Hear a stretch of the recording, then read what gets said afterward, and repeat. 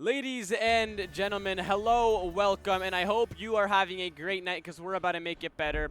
I'm Sino. Next to me is the Shoob guy, also known as Milo. We're bringing you, this is NeuroStrike. Holy shit, I just had a stroke. We're bringing you NeuroStrike semifinals. The first game to show us who's going to the championships.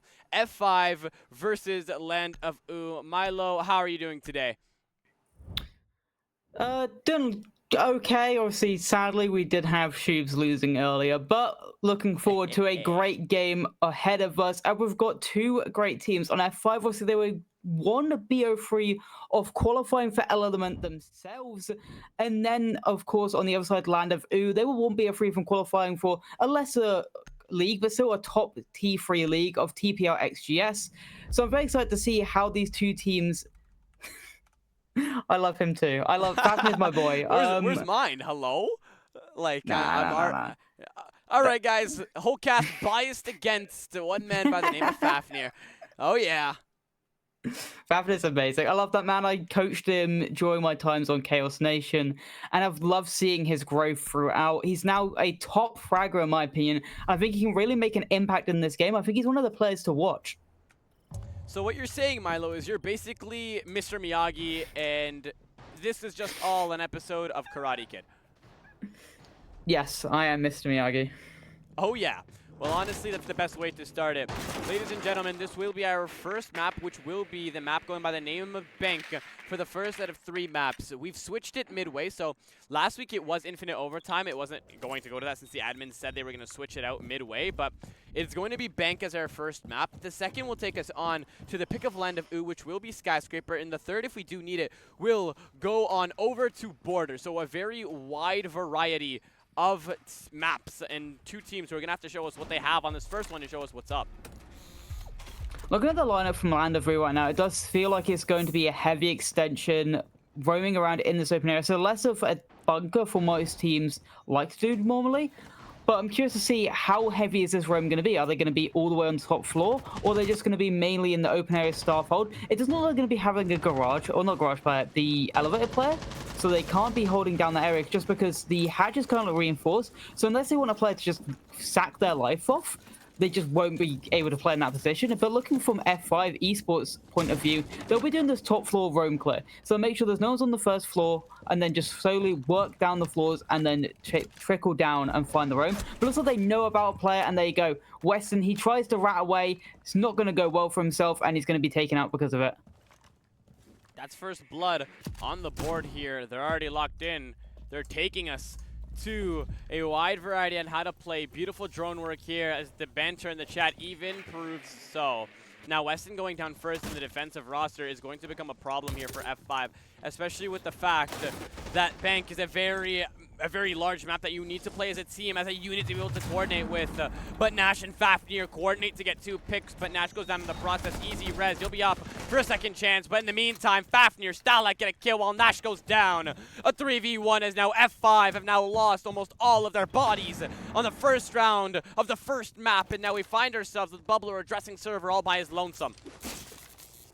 Fafnir already getting 2 kills on the board. Can Bubbler do it? He's at least got one of the players at least now down low, but 3 smokes still in the pocket of the player of Perplex. Just doesn't look well for him, especially with obviously being in the 3v1. They'll still have 3 guns up, playing that trade game, playing the cross angles, making sure they don't give up any meaningless 1v1s. But Starlight is still on this top floor, so there's at least one gunfight he can take, but he loses it. Bubbler goes down, and an opening round for Land of Oo. What a round that is. Now, I mean, just look at the way it opened up here. The attackers found first blood, but the way they roam cleared it, the way they tried to get really aggressive onto open area, it was very well played out here. But receiving that pressure from open area preliminary was absolutely a disaster to take care of. But, I mean, Land of Oo with a beautiful first impression. And Milo, I feel like your prediction that you're about to tell us what it is about to go in the right way. So, without further ado, how about you tell us who you think's winning this? I think it's going to be a Land of Oo victory. I think it'll be a 2-0 fashion. I think F5, they're great team, but I just don't know if they can get it done in this best of 3. Just because I think Land of Oo, they have the fragging potential, they have the fragging style. I think it will come down to if F5 can get their fraggers underway, because Stealth does have a tendency to play poorly when streamed. He broke that curse when Happy streamed him for Element 5 quals, but I'd still say that may be the outlier to the rule. I think maybe the rule may stay up. He may still be having that curse. But also, Z-Man, he's a talented player in his own right. I think they need him firing alongside with Stealth to make sure they can get that victory out, but I don't know if it'll be possible for them tonight. 100%. I apologize for the pause screen on your guys' screen. Give me 2 seconds and we'll be back after a literal 30-second break.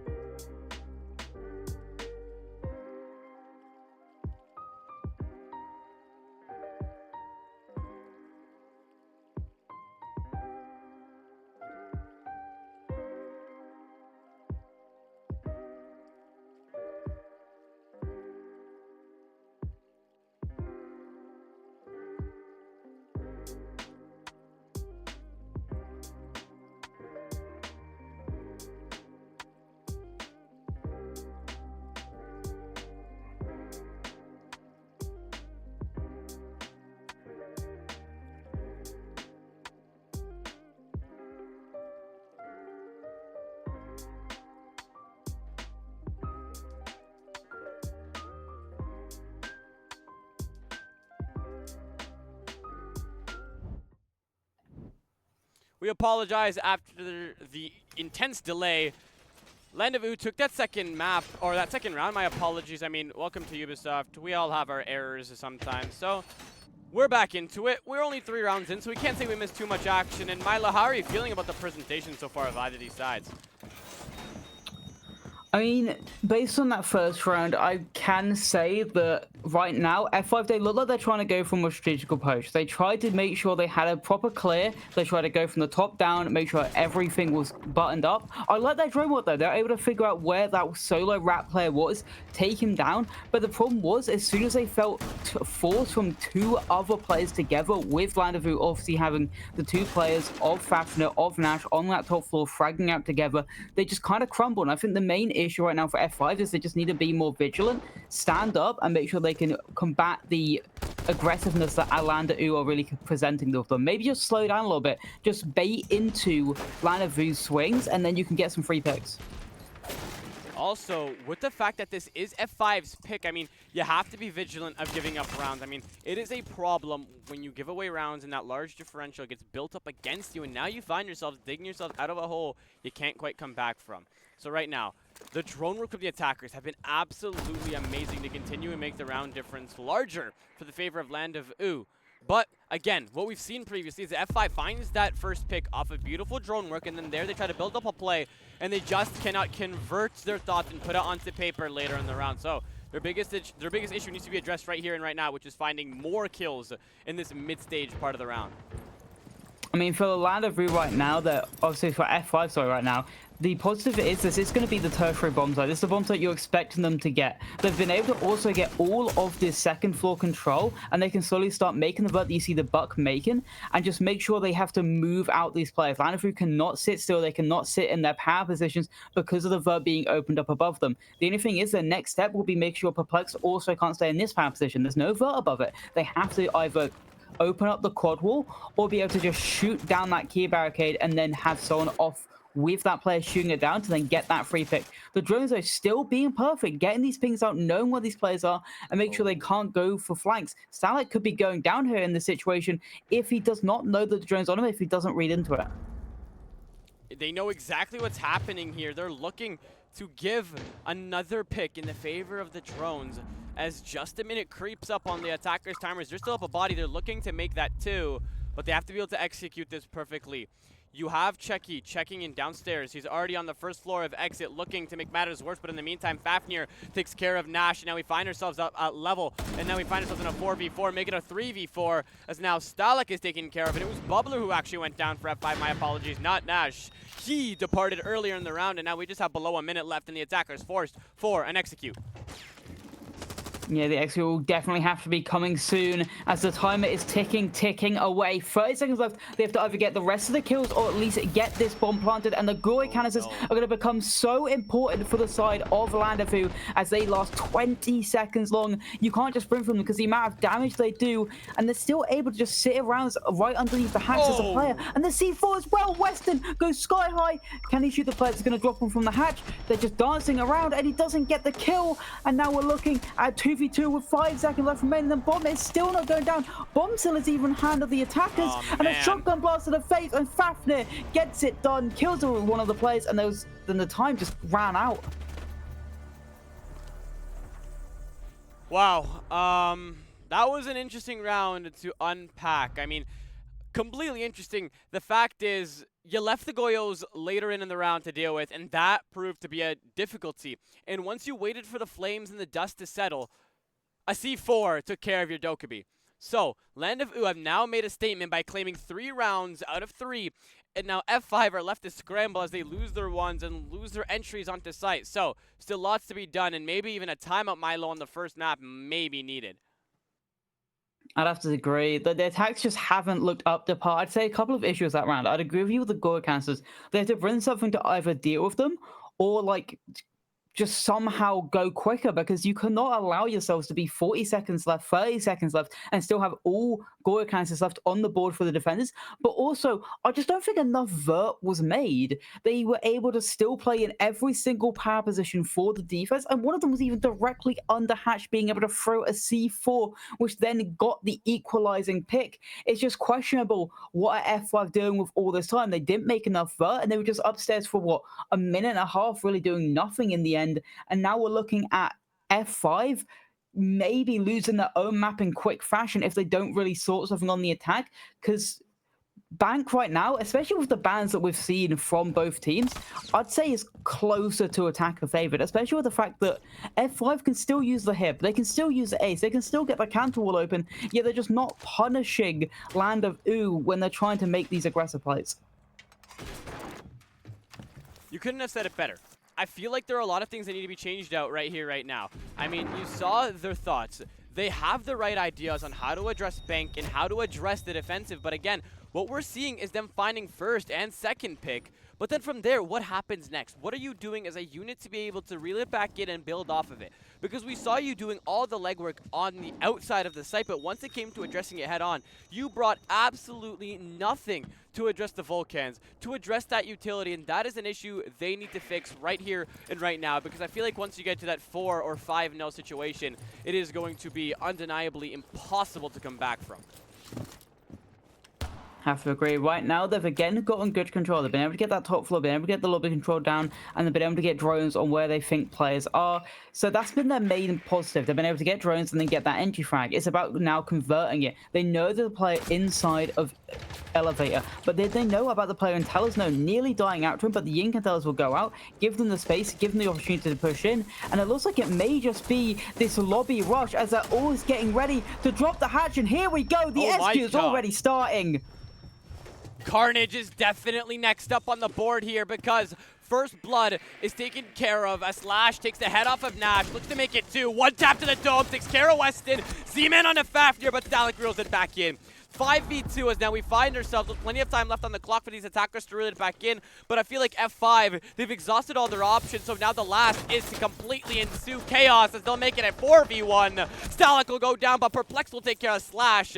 The shield op still alive, still adding that pressure on to the last defenders. Now Perplex has 3 toxic babes, but a ways away from the case as it will go down, and he is pushed into the depths of blue, and we find ourselves in a 1vx situation for F5 as now they possess the site. They possess the man advantage, and Z-Man on an off angle hopped up here will capitalize and take care of Perplexes. Now they finally put themselves on the board.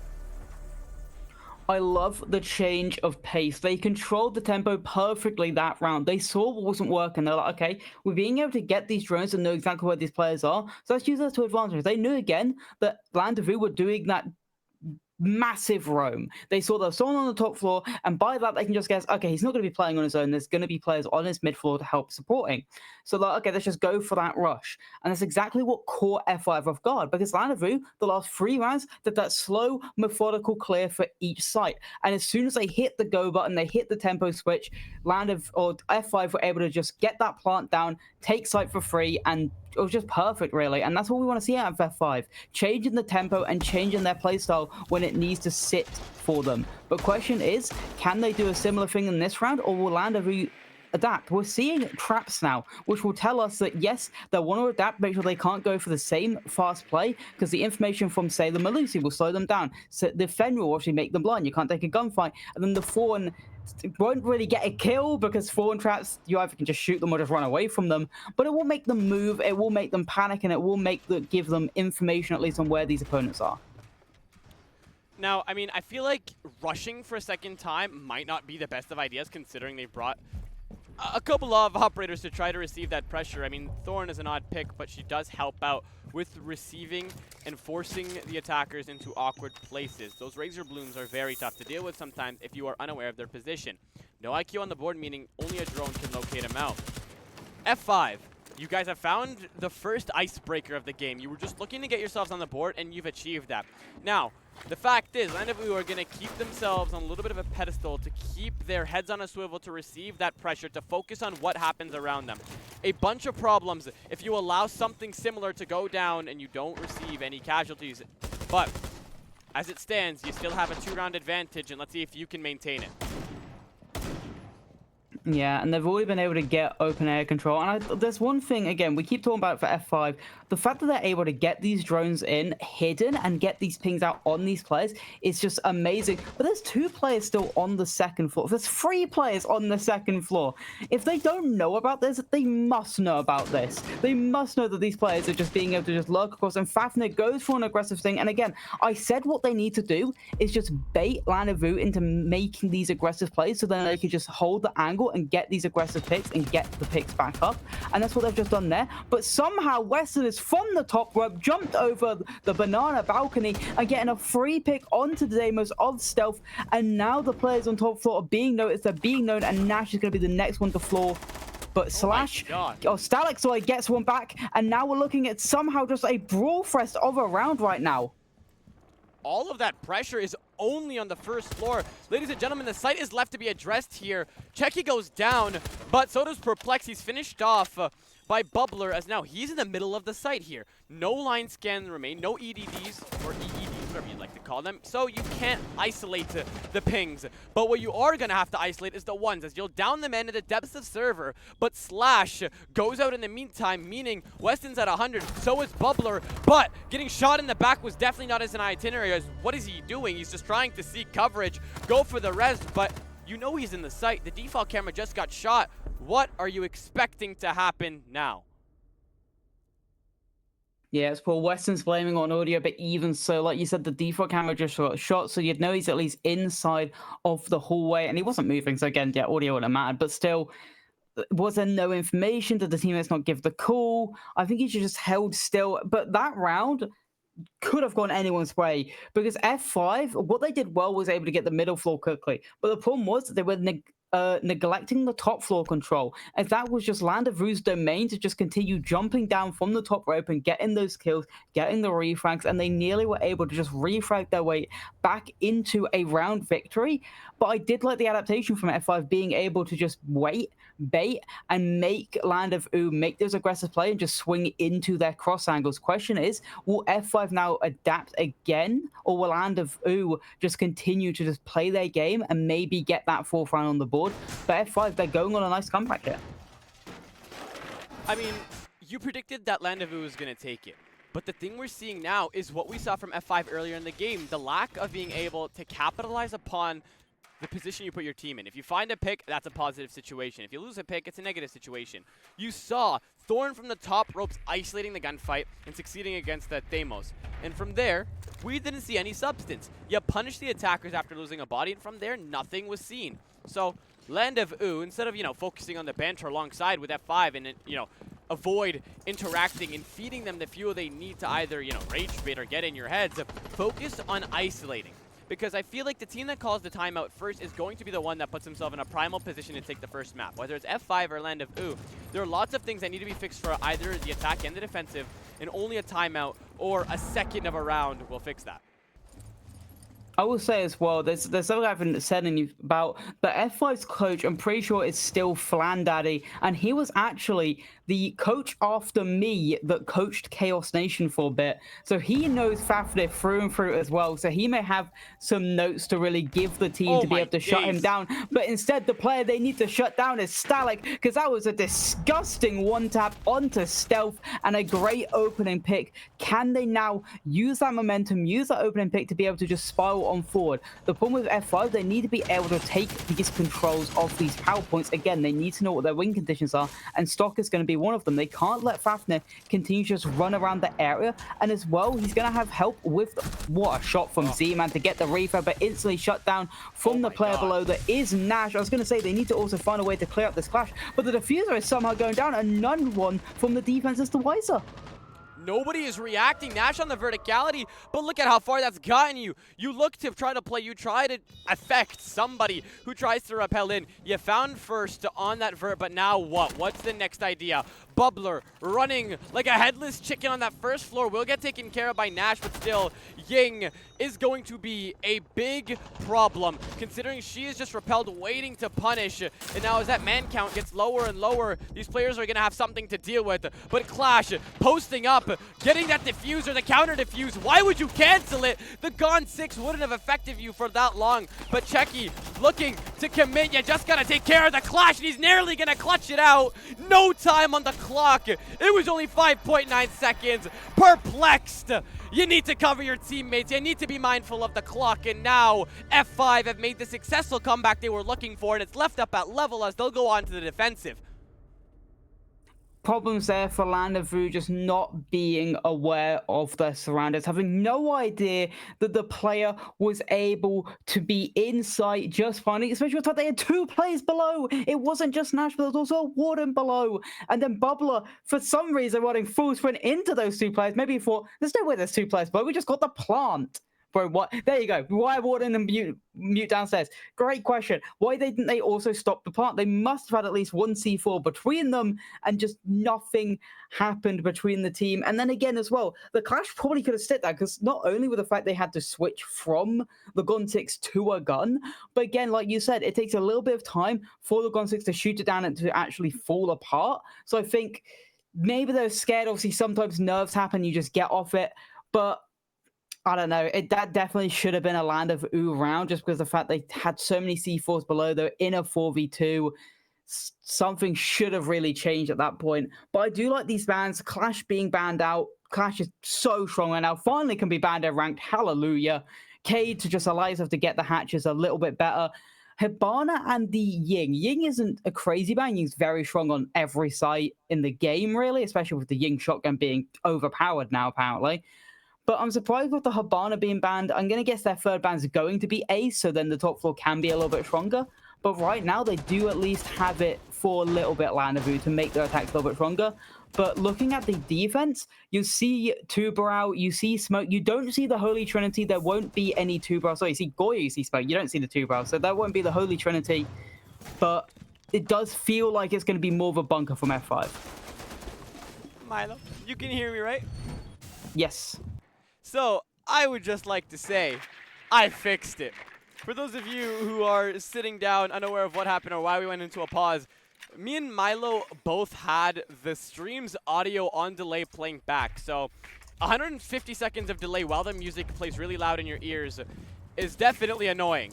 But Milo, we're back in business. Now, F5, beautiful way to be able to reel it back in, but they played more to the mistakes of Land of Vu that shouldn't have been made. I mean, we're allowing 2 players to go on the verticality and yet not being able to deny the repel in. Nobody repelled in. You had 1 man go crazy later in the round, but it was just the Sens who entered from the head holes that was a big problem. That needs to be addressed. Now, First Blood takes care of the first man roaming on F5. The second downs Bubbler, will get finished up, but in the meantime, F5 get a blood of their own and will take care of Weston. Bloodshed all over the map. They look to make matters worse by taking care of Checky, but he will preserve himself and his Shmikas for later on in the round. Only 45 seconds in, and it just looks like Land of Vu on the attacking always have their foot on the gas, as Perplex will take care of Stealth next. They're losing Denial 1 by 1. Only a minute in.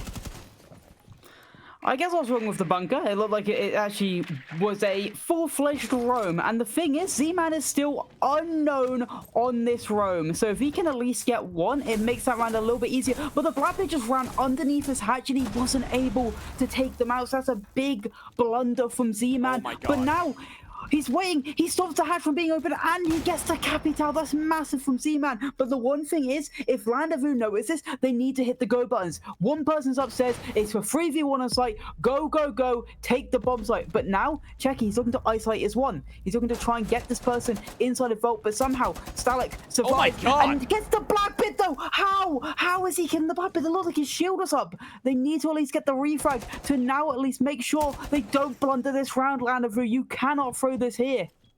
I mean, you've now allowed Tachanka with a fighting power to damage both of you, take care of your Spear Operator, and allowing the Goyo to seek refuge in Cerberus. Now CC has managed to rotate and now just needs to isolate each and every one.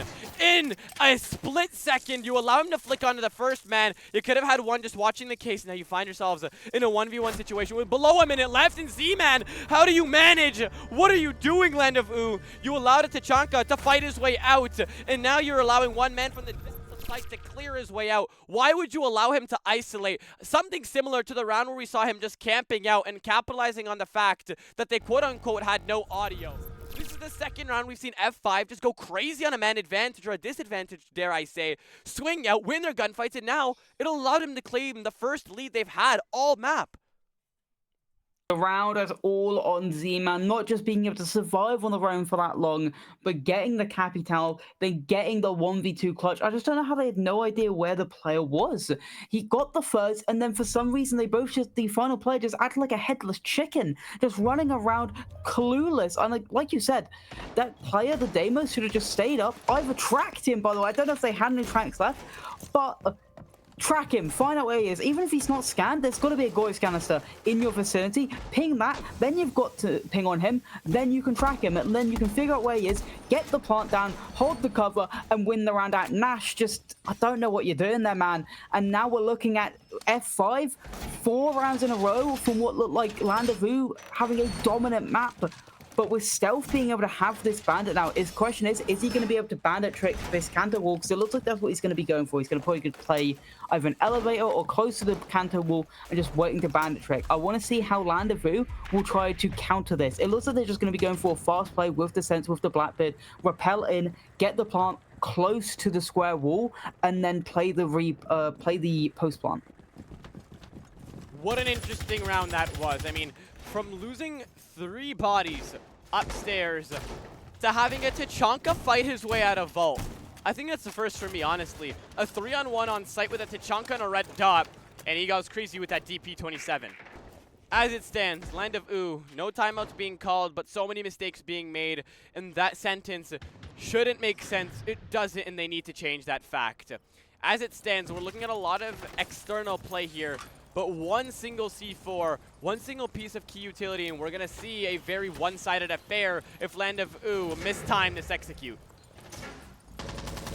Yeah, it's the most important thing. They have to make sure they have their 3-to-1 go perfectly in time. Their problem is also going to be this mirror ender, but luckily the sensors obviously will block that out and they can't see.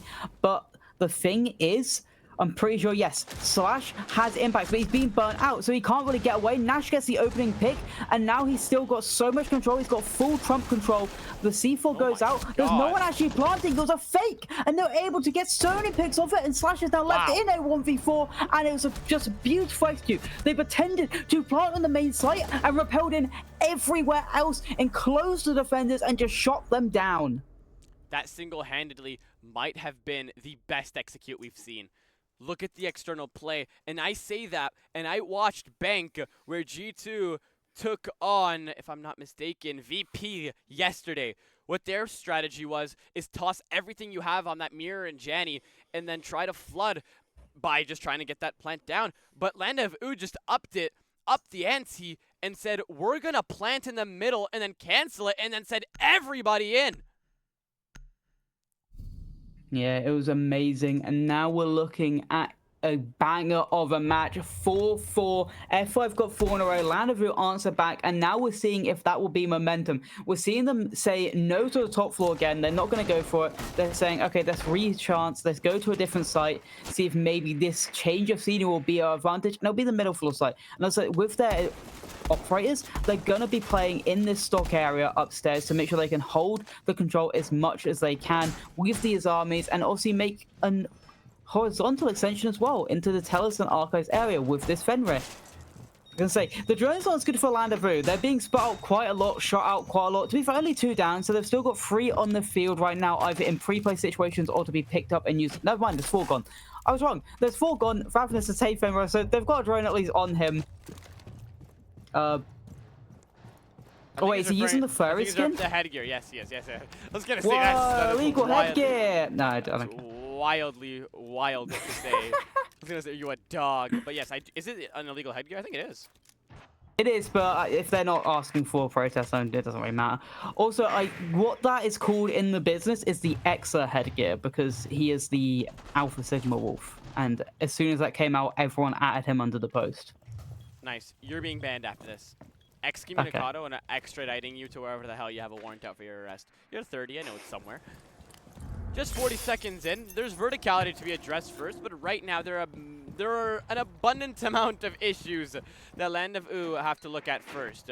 But right now, the drone economy, as you said, it's not horrible, but now losing 4 drones just a minute in is definitely going to be a problem. Something that is better from Land of Oo is the fact is they are droning out the utility. They're looking for the Vulcans, and they are just widening the horizon when it comes to clearing upstairs and downstairs at the same time. F5 went for a heavy clear top down and completely missed out on the fact of those Vulcans and didn't deal with them until the last 20 seconds, which caused a very botched push. But as of now, 1 Vulcan being popped, and they are adding the pressure while Weston gains entry into the site, giving out the comms. No one's in the long hallway of the open area, meaning it is just going to be a free-for-all on site. Weston taking care of Z-Man. They've now just walked in stealth, has a position piece to take care of who waltzes in. C4 downs, confirms via Vector, and now a 4v4 will stand. The pressure completely redirected due to the fact that Stealth is a very resilient player, but that plant looks to go down regardless. Denied by Bubbler. 417 at the range takes care of Slash. The other 417 onto Stealth, and now it reels right back into a 2v2. 2 very one-sided affairs, botched into 1 round from a rush to the aggression from Stealth has now put us into a 2-level situation where the plant is loose, the case isn't in hand, and these 2 operators are going to need to scramble to get in the site or isolate their ones. A very messy gunfight there, and I don't think they know where the final one is. Bubbler could have a very good flank right now. I don't know where the diffuser is, though. Dropped.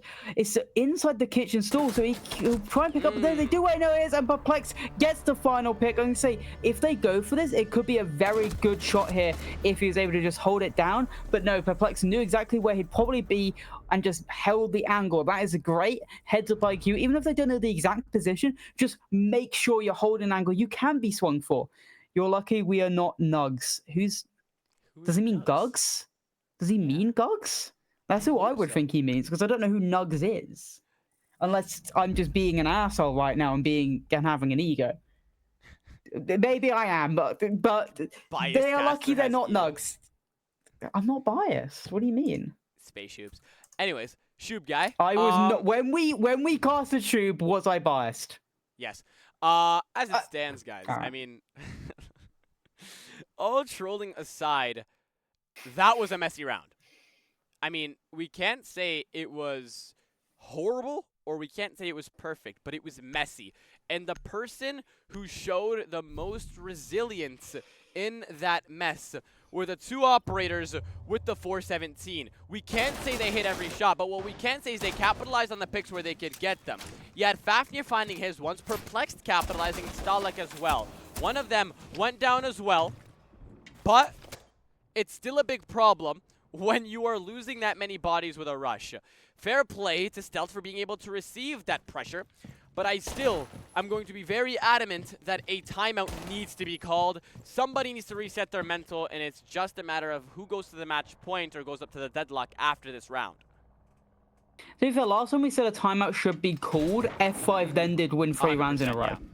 Yeah. 100%. So maybe they can reel it in with themselves. I do trust Flan as a coach. I think he'll know when to call a timeout. If there's nothing going wrong with the comms and if they know their honest game plan, maybe they can sort it out between themselves. But again, if it does go to match point, I fully agree. I think if they do get this next round Land of Oo, I think timeout has to be called just to stop the momentum. Because sometimes you don't even need to call a timeout just to be like, okay, this is what we should do, this is why we should do it. Sometimes it's just to either reset their mentals or just slow the other team down and just stop their flow and make sure you can then hopefully get your flow back. But Bubbler already taken a lot of damage on the Warden, who is having to hold blue sets all by himself. And looks like F5, though, will be going for more of a bunker, with only 2 players really upstairs on this roam, and allowing the rest to just stay in sight and just hold that down. Because Z-Man and the player who's on side of Adelaide of Slash will not be there for long. Slash will not want to lose his life this early on the smoke, because he'll want those smoke counters for the late round. I also think if we're looking at the broad perspective, he needs to be mindful of the bodies, yes, for his toxic babes, and if they lose this round, Landezvous go to match points on their home turf. They are playing on the away map. Landezvous still have their own map next up. So F5 are going to need to play a consistent game of catch-up to end this out in regulation. If not, we go to overtime. And even worse, we might see the end of F5 on map 1. But right now, they've managed to reel it back in. They've wasted nearly 90 seconds on that roam, with Warden still possessing top blue. And right now, E2 being given up. Nash opening up first blood by taking care of Slash. We were just talking about how you need to preserve your bodies. They've now found access to the site. Bubbler reels it back in by falling down blue. Can't pull a shotgun out in time, and now giving off blue. And they've given up parts of the site as well. And the pressure, the grasp on the site is now going to be significantly less now that you've taken care of a Warden and the smoke. Nash does this a lot. I trialed him out for when I was coaching a team once, and he really loves to just hit gaps by himself. But problem is sometimes is he hits the gap just a little bit too early. Blue was not cleared, so they could easily be flanked, be taken out. Luckily, the Amar was there to at least get the refrag, and now we're looking at Fafnir try to get garage control by himself, and he hits the shot. Stealth goes down, a disgusting shot, and now that gap is going to be completely easy for the attackers to take, and a plant may be on the horizon. But the problem is, Diffuser's dropped so deep in sight. Look at the smack talk, even after Fafnir makes successful entry. Now, Z-Man will reel him back in, but a little too late, buddy. He's executed 2 of your teammates in cold blood. Z-Man blind spray into the glimpse of seeing Weston. But regardless, there will be hatch coverage, and there will be access for verticality. He tries to swing it regardless. That plant would have went down. But the resilience from the team, they're here, they're better, and they'll now go up to the match point as now Landezvous shamelessly smack-talking, successfully getting in the building, winning their ones, and finding access to the site. And a very well-deserved round to push them up to that match point is going to be the result of that.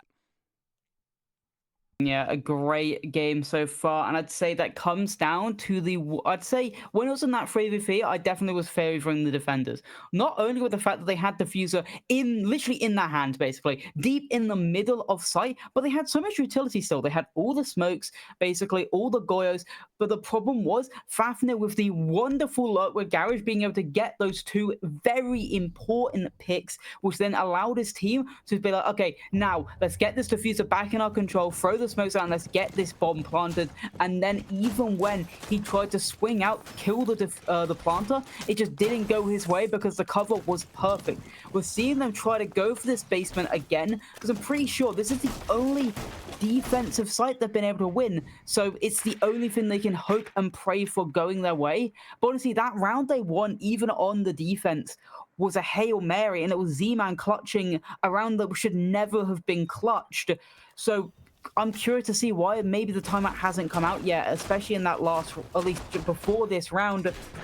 Maybe it's something we don't see. Obviously, timeouts are very iffy if the coach sees there's something actually he can change. Maybe there's nothing he can change right now, and F5 are just beating themselves more than really the other team he can change with. It's hard as a coach because sometimes if you call a timeout, it could help the defense or the offense more than it helps you. Now, the fact is, 2 very different playstyles on holding this site. Sometimes we saw Landezvous just going crazy with a double-man roam all the way upstairs, and right now we're seeing that's just not possible. E2 has been held multiple times for both sides, but F5 have lost control of it quite faster than F5. Actually, quite faster, what am I saying? But the thing is, I mean, the utility becomes a problem for either side, but F5, they're losing their utility by taking out so much of the Vulcan canisters early on into the round. We're just a minute in, and they popped the canister that is close on the server door and the one destructible ingredient which pops out in flames that is on the outside of dirt. You see, these are problems that you need to address, especially on the match point. Now, trailing by 2 rounds while the attackers are building up a momentum you can't come back from is a big problem.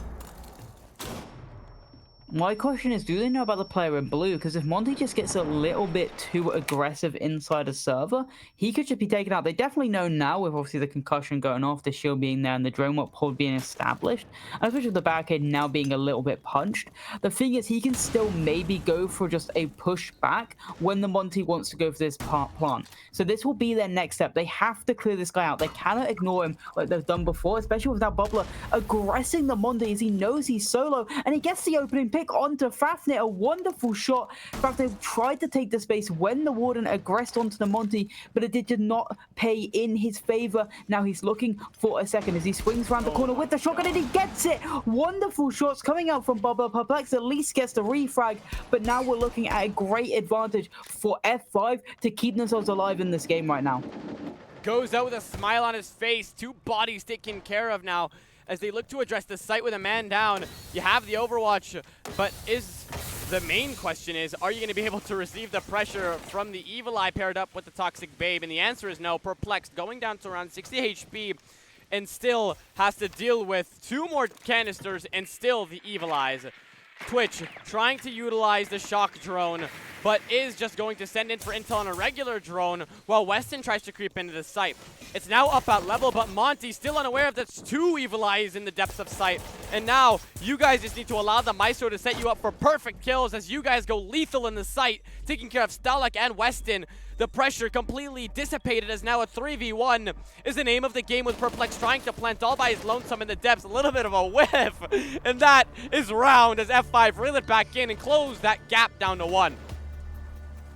He's lucky that the other SMG...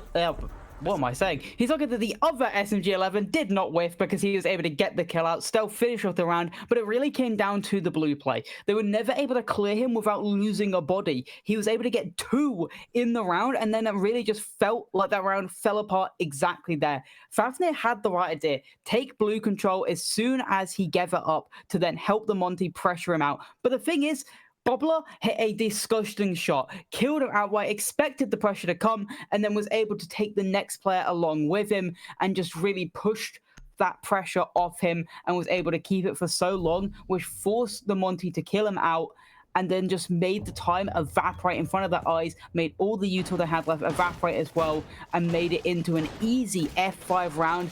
But now they have to win a bomb site that is not basement. The question is, can they do it? Right now, I don't know if they can. But the thing is, Land of Oo, when they attacked this bomb site last time, they went for an aggressive play that probably will not work a second time because F5 will be ready for it. They'll have the situation. You've got C4s galore right now on their side. 3 C4, still an impact as well. So I just don't think, and looking at the lineup, Land of Oo are going for it a second time, and I don't think it'll work. Also, they have the Evil Eyes, but they're missing the Mira. She's banned. So you won't have the easy coverage of being able to peek through a one-way window and just call out the plays. Not that that even helped them last time around, but still, it's always nice to have a Mira on the board. Possessing this Valkyrie might help alongside with the Maestros. We saw those placements of the Evil Eyes are very, very well placed. But with that full Storm round, it's a problem if you lose the first blood. And they almost did by losing their Maestro, which is also the most crucial operator on this roster lineup. Land of Oo, very good at adding chaos, especially with the fact that they just let a clutch drone reel on into the site, take access of 2 Evil Eyes, and now have completely taken care of almost every single... Every Evil Eye has been taken care of. Holy, I am on a stroke today, but also so is F5. You guys have to have your clutch drones in place. You have to be able to receive the pressure from the mute drones. They're just not going to be seen as now. They're going to take access of that and mainly the site. Yeah, I don't know how they're able to just let that happen. They gave away every single one of their Evil Eyes. That was such an important piece of the puzzle to keep alive so they could at least have the information on the site, and now it is completely gone. But the question is, where are Land of Oo going to go next? They're looking to put their drone in for a second time to see if there's any other util they've got. But to be honest, Fafnir, you've got the main important util you already have accomplished. You could probably hit the go button. So the problem is, it's going to be those C4s. You only have EMPs to sap them out when they get thrown out, you're going to have to be on your archery practice. You're going to have to shoot them out of the air, clay pigeon them, and it's going to be a question mark of if they can maybe push them out of Janitor instead, so they can't even have an opportunity to throw those C4s. But Monty's pushing up, trying to take the space, but no one is behind him at the moment to really help him frag out off his shield. Now, I love we talk about how much pressure is being built up against F5, but we're still at a 10-man count. Fafnir almost changed that, but still, we have 10 bodies across the board. The C4s are still in possession. Fafnir being an overachiever, trying to take care of business with his clutch drones, but still, it's a big problem when you have just below a minute left and no access into the site. Land of Ooh taking their sweet old time, which is enough of a valiant effort for me to say, good job, I respect it. But still, you're going to get pinched on the time. Slash goes downstairs, gets downed, and now doesn't have the ability to use his C4 later in the round. Bubbler can't quite click that mouse button yet, goes down, and now it is just Land of Ooh succession all over the map as that plant goes down. Denied successfully by Z-Man himself, as now we find ourselves in a 1v3 with that plant, though. Taken care of. We could have been in a much worse situation, but still F5 getting completely terrorized in and around the map, but Z-Man trying to keep his team in it. Taking care of 3 bodies. A forced ace if he wants to continue and push his team to overtime, but still, they know smarter than to feed bodies. But what they don't know is the fact that they have intel on the couch, but he just doesn't know where to wallbang it. Denies it successfully, but not in enough time, as now map 1 is over and Land of Ooh take that first map. Somehow, some way, he was able to just about stop the plant from going down, but the refrag was perfect. Sometimes, I'm pretty sure it was Penguin that said it, sometimes it's actually better to bait the planter than actually hold it. Unless it's 0-0, so you can't do it then. But sometimes it's better to bait the planter than hold them directly, because he can kill the holder and then kill the planter right afterwards. So sometimes it is better to just bait him out so then you can get the refrag instantly afterwards, and that's exactly what he did. Got the pick, got the round, got the map, and we're looking at Land of Ooh being able to go into their own map pick now with a map up. What a first map that was. I mean, from the executes to the almost clutches to the has-beens, what a first map that was. We apologize on our end, or I apologize more solo. Milo's been a great guest. But we apologize for the technical issues we've had. Skyscraper, Land of Ooh's home turf for the next map is now upcoming as they claim the first one in the max amount of regulation. We will be back after a quick break, ladies and gentlemen.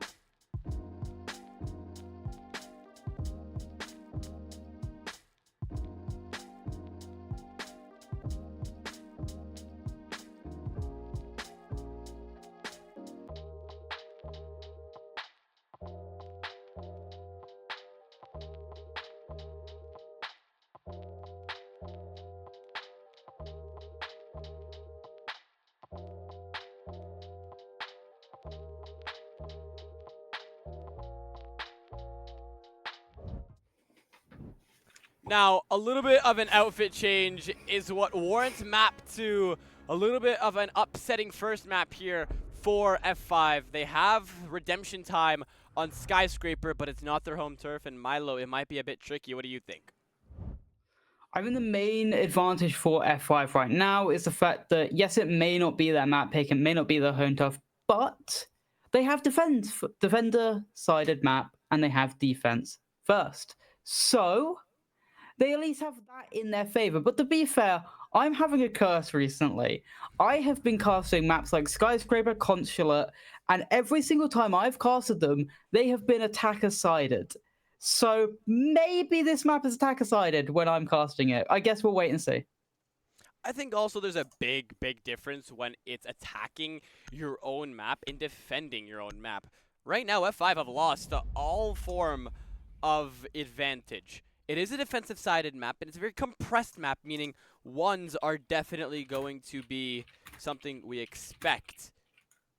But the NA trolling chat for Element is actually insane. These guys are having the most fun while fighting for a grand final spot, and to me, that is absolutely comedic.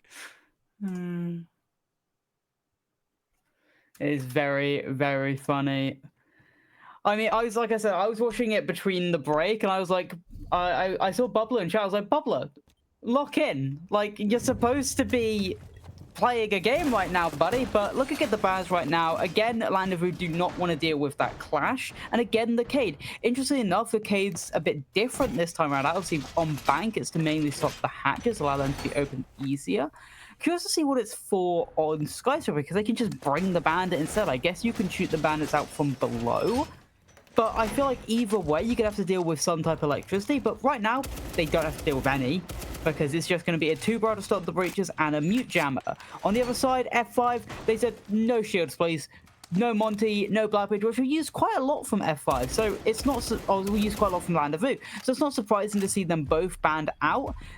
And it will make just defending this site a lot easier, because a big take that attacks like to use is the Monty through top black, or even the Blackbeard up top black. So again, not crazy to see. And Slash gets the opening pick onto the start entry of Fafnir. I don't know, should we troll more talking about Element, or should we actually cast this game? Because it looks like F5's team cares more about the Element scoreline. Temper making an impression, but as of now, the impression is they will be attacking a map where they're down a body. F5 successful off the preliminary aggression off of Slash, and now we find ourselves in a 5v4 situation for the defenders. The logical defender would sit back, relax, and reel it back in. The defender who's hungry isolates, tries to find, but will use 2 bodies, forcing one to go to 1 HP and utilizing the second to get an easy swing. And now that'll be a 5v3, as now Z-Man has been tagged up once, but he already has that shake it off feeling, as he has claimed his first pick in the second of this map. Nash is impressed with the tech that Z-Man just showed. It was quite impressive tech, to be fair, so I'm not surprised it's getting the kill, but F5, they're looking a lot better at the start of this map, at least. Getting at least this defending map on board. To be fair, don't want to say it too soon, because crazy has happened. The Landavoo could definitely just outright clutch this round right now, but you've got to say this definitely in the favor of F5 to win, just because there's no map control really for Landavoo, and F5 still have C4, still have smokes, and now we're in a 4v2. So I'm definitely going to say at this point, it's probably an F5 round. So I say it's very positive that they're getting up into this game a lot better, even if it is their opponent's map pick right now. Landavoo looking to get first blood, but can't capitalize. Z-Man has went through 3 players and has only gotten taken care of to about the 30 HP mark, but not even Nook on the lurk can take care of him. Slash claims his second body on. Shrine takes care of business, and now F5, a statement that they needed the first round of the second map. They're making a statement on their opponent's home turf. I've got to say, I once said in a, I can't remember if it was Blitz game or not, maybe an Element, but I once said that Z-Man is nothing without Snacky. He has proven me wrong. Ever since I said that, he has been hitting clip after clip after clip right on my face when I've been watching. He knew I said that and just wanted to show up. So right now we're looking at F5. Impressive on their defense, but they've got to continue this momentum. They've got to use it onto other sites, like this exhibition room in office. We saw on their bank defenses, they could defend their primary site perfectly well. They defended it 3 times, won it twice. So they're great at doing that. It's more about, can they go to their secondary and win that one out? Can they go to a tertiary and win that one out? They cannot let Landezvous get their quota early and then make sure they cannot go rolling on, get 2 defenses in the first 3 rounds, so then Landezvous are already comfortable and just can ride on their own defenses. Looking at the side from F5, it looks like it's going to be an extension with the mirror window on the bar wall and then maybe one on top mez, if I would guess what they're saying. No, they're going to put the other one onto Shrine Wall instead. Is another other mirror you see a lot, so it's not surprising to see that secondary mirror they're using. A little bit of a situation where chaos needs to be present to show us a round that will go in the favor of F5. This mirror is a wild card. It is well known, but you need to have it up for later in the round to help deny a lot of access into the site. And already, that status is gone. Mirror, popped by the shock drone, and now in a key part of the utility, is gone without even needing to shoot out the electric wire. And Fafnir can confidently play on this black mirror, looking to thread a needle at range, especially when he possesses one of the most powerful DMRs in the game. Just 40 seconds in, the defenders are going to be pinched for space if they lose their second mirror and the utility that possesses on house. As now, Landezvous are just going down the list and checking off what they need to get rid of to find success on the second round they'll attack.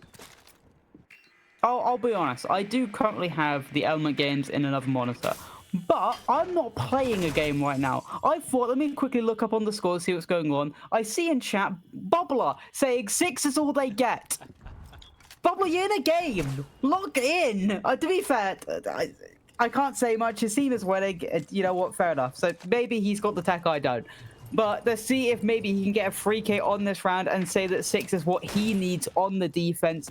But right now, they're doing well and just making sure that F4 or that Landezvous don't really get any space in the map because no breach is open. Well, I spoke too soon. Nash gets the opening pick and he's inside.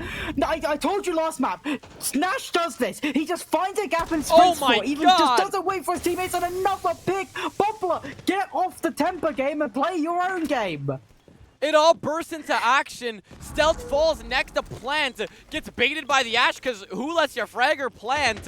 Nash finding the strength to pull on, capitalizing, finding 1, 2, 3, looking for the 4th, but not checking the corner for Z-Man. He's been put in so many horrible spots on a zombie. Poor guy, it happened on Bank. Now Skyscraper. The site is not his, but he's giving his team the fighting chance. I know we have the man behind him on Shrine, but Weston taking his sweet old time looking to capitalize. A 1v3, and they are wedging themselves in the most essential places of the site to find. Easy rotates as now Weston looking to walk into Shrine after he realizes that Z-Man's going to go nuclear onto Minibar, and we find ourselves in a 1vx for the man yet again. 6-0, looking to build on the diffuser to block himself off, counter diffuse, but he is stopped by Weston in the dying seconds of the round.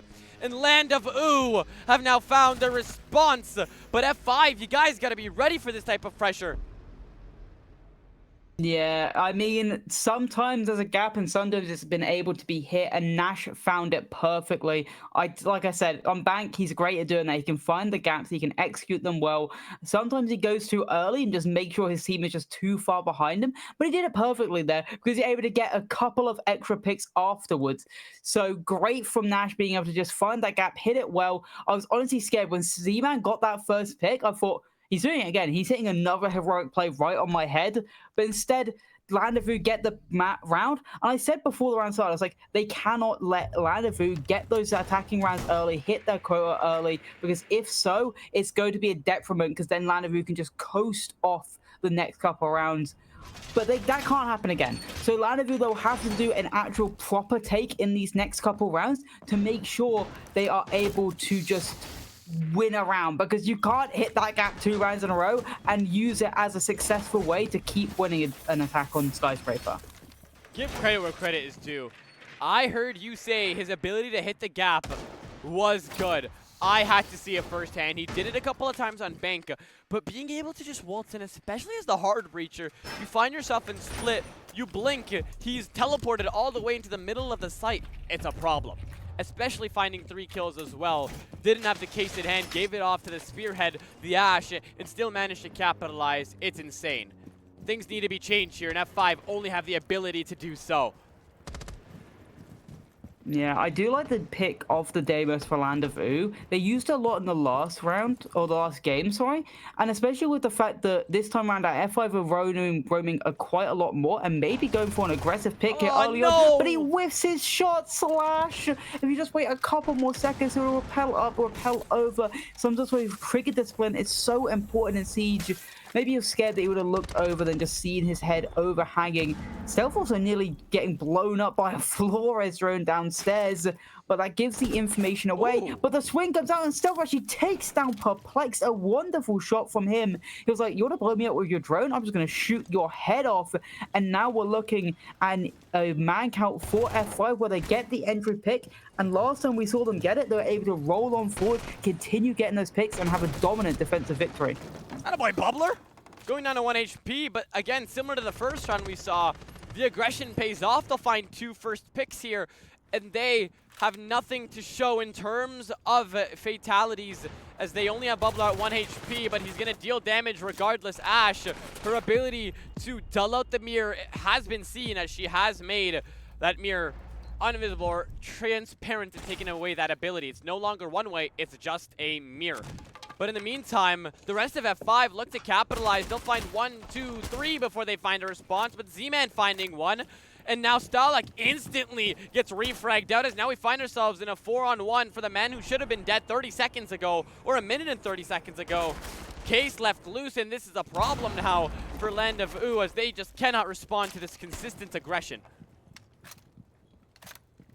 Yeah, I have to say, I also have a funny thing. Bubbler got his first kill in this game as soon as the Temper game finished. I'm just saying that guy was not locked in. But Z-Man has been such a star in this game so far. 7-1, and he's been hitting some disgusting shots. The last one he got was a one-tap through the soft wall.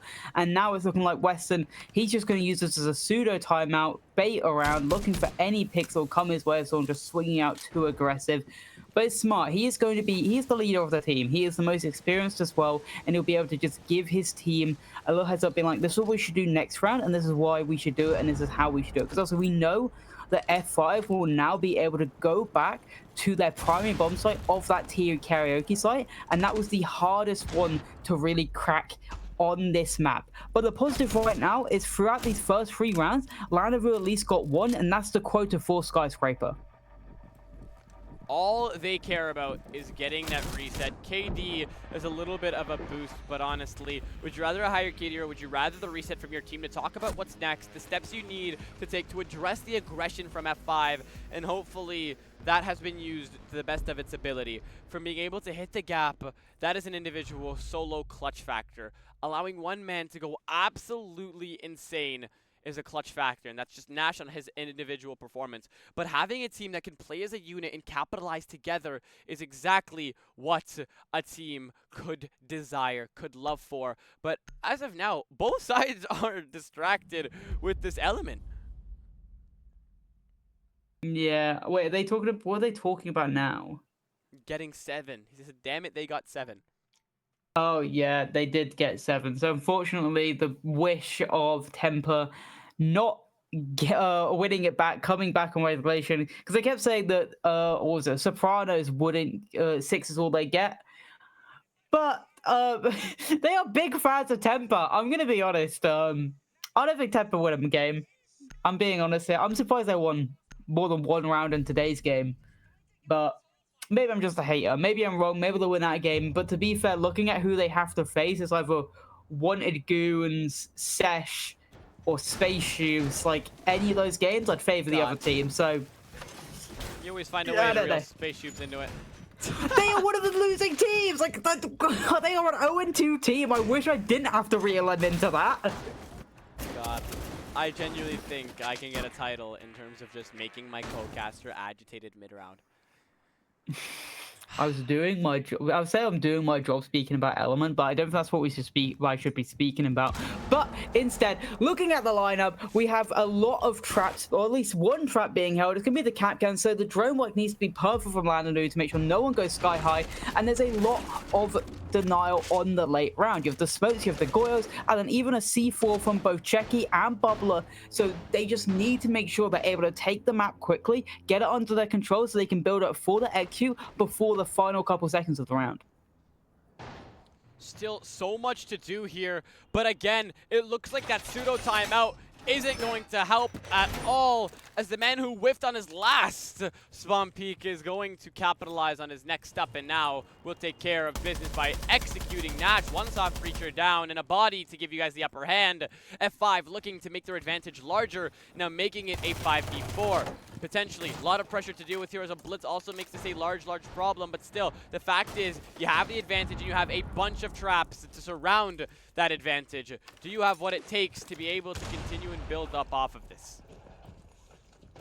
It's a big question. But I've got to say, I'm pretty sure the last time they were on this bomb site as well for F5, they started off with a spawn peak early doors, able to get that opening pick. It looks like for Land of U's sake, they're going for this more black side take. Slash is going to be a problem if he wants to go for this jump out. They definitely probably have a Claymore on it at least. Checky taking a little bit of damage, I don't know what from, maybe the fire. And Stealth actually goes down to Fafnir, but at least is instantly refried by Z-Man again. He is the name on everyone's mouth right now throughout this game. He's been their star player, always getting these frags, always getting these trades, and he continues up in this round. And it's always on that same gun. It's like the 9x12, and there you go again onto Perplexed. It's always Z-Man, but he's fine. No, I bet he's finally taken up, but it's a trade. So it's a free kill on this round. It's all up to Western, and he cannot get it done. Slash finishes off this round out, and we're looking at a 3-1 advantage for F5 Esports. I mean, after the first kill, I was like, okay, the observers don't have to look at him. And then he goes nuclear and executes another 2. Come on, Z-Man. That's a total of 4, if I'm not mistaken. I mean, his ability to refrag, his ability to just use that gun point blank is amazing. He's been seen in 2 1vx situations where he has narrowed it down way closer than it ever should have been, and still he struggles. Right now, though, this is a safe haven for F5. And all they have to do is push for a higher gap. Land of U were once in a similar situation where they were on their opponent's map going up 3-1, but they gave up that advantage, and we found ourselves at a 3-3 by that halftime. F5, change that narrative, capitalize on their defensive, and Milo, we might be seeing a map 3 if they can. Definitely, but the thing is, they now actually have to go to the proper tertiary bomb site. The Tea and Karaoke is their primary. Just saw it. We've seen twice now how dominant they are on it. But now they have to go to the barbecue and kitchen. For any team, this is mostly the hardest bomb to defend, just because how easier it is for the attackers to take space and convert that space into an execute. And so now this is really going to be the test for F5, because if Land of U win this round right now, they have their 2 rounds. They have their quota, they've hit it, and then all they have to do is win the 2 prime bomb sites for themselves. So this is the most important round, I think, for F5 throughout this game so far. Luckily for them, they've just come off of 2 rounds in a row, so they have massive momentum going into this round. But Land of U, their operators at least tell me rush right now. They have the sense, they have the blitz, and they have the opening pick. So all signs may go soon for the execute. Slash, was it not enough that you spawn peeked 2 rounds previous to that one? Apparently not. That's first blood in the favor of Land of U, as F5 need to play a little bit of catch up here. The only thing that helps them out here is the man who did go down had his Vulcans previously placed. But again, you mentioned this is the tertiary site. It's a problem once you go onto that site that doesn't have of the utmost certainty a one-sided affair, so they're going to have a lot of pressure to deal with. The sense is now going to be placed down as now the activated lasers do go through. Blitz looking to isolate the ones, losing Fafnir, trying to execute. Bubbler takes 1 as well, as now Z-Man sets him up for a beautiful refrag, and that'll be Bubbler to quickly substitute in and take his place on the top of Black Stairs. As 2 bodies drop from Land of U, from a quick response, quick teamwork between Bubbler and Z-Man, we find ourselves with the case loose right next to him within hand's length. And we find ourselves out with Land of U in panic mode as they have a lot to do. The double SMG-11 duo will be the ones holding down this case. With one smoke babe still in the pocket of Bubble as well, they can hold this for a decent amount of time, especially with how low Perplexed is. It will be mainly up to Stealth, to Western, to try and just hold down this case. I don't know if he can see him, because if that head just pokes a little bit too far, that's a free wallbang for him, but he actually has no idea. Oh, no, he's on the other side, so it won't be a wallbang. There is a hard wall in front. But Bubbler, he has to make sure he can hold down this control, because as soon as he gets overwhelmed, say from bottom of Black or from even top of Black, it will be a very hard situation. But the Mossberg will hit like a truck for both players that will come into his contact soon. But Perplex gets to pick, because Stealth just swings a little bit too far. And now, Land of Who, they have the man advantage in the final 40 seconds, but still, no case control. And again, no secondary utility to rely on, no C4s, no impacts, no nothing.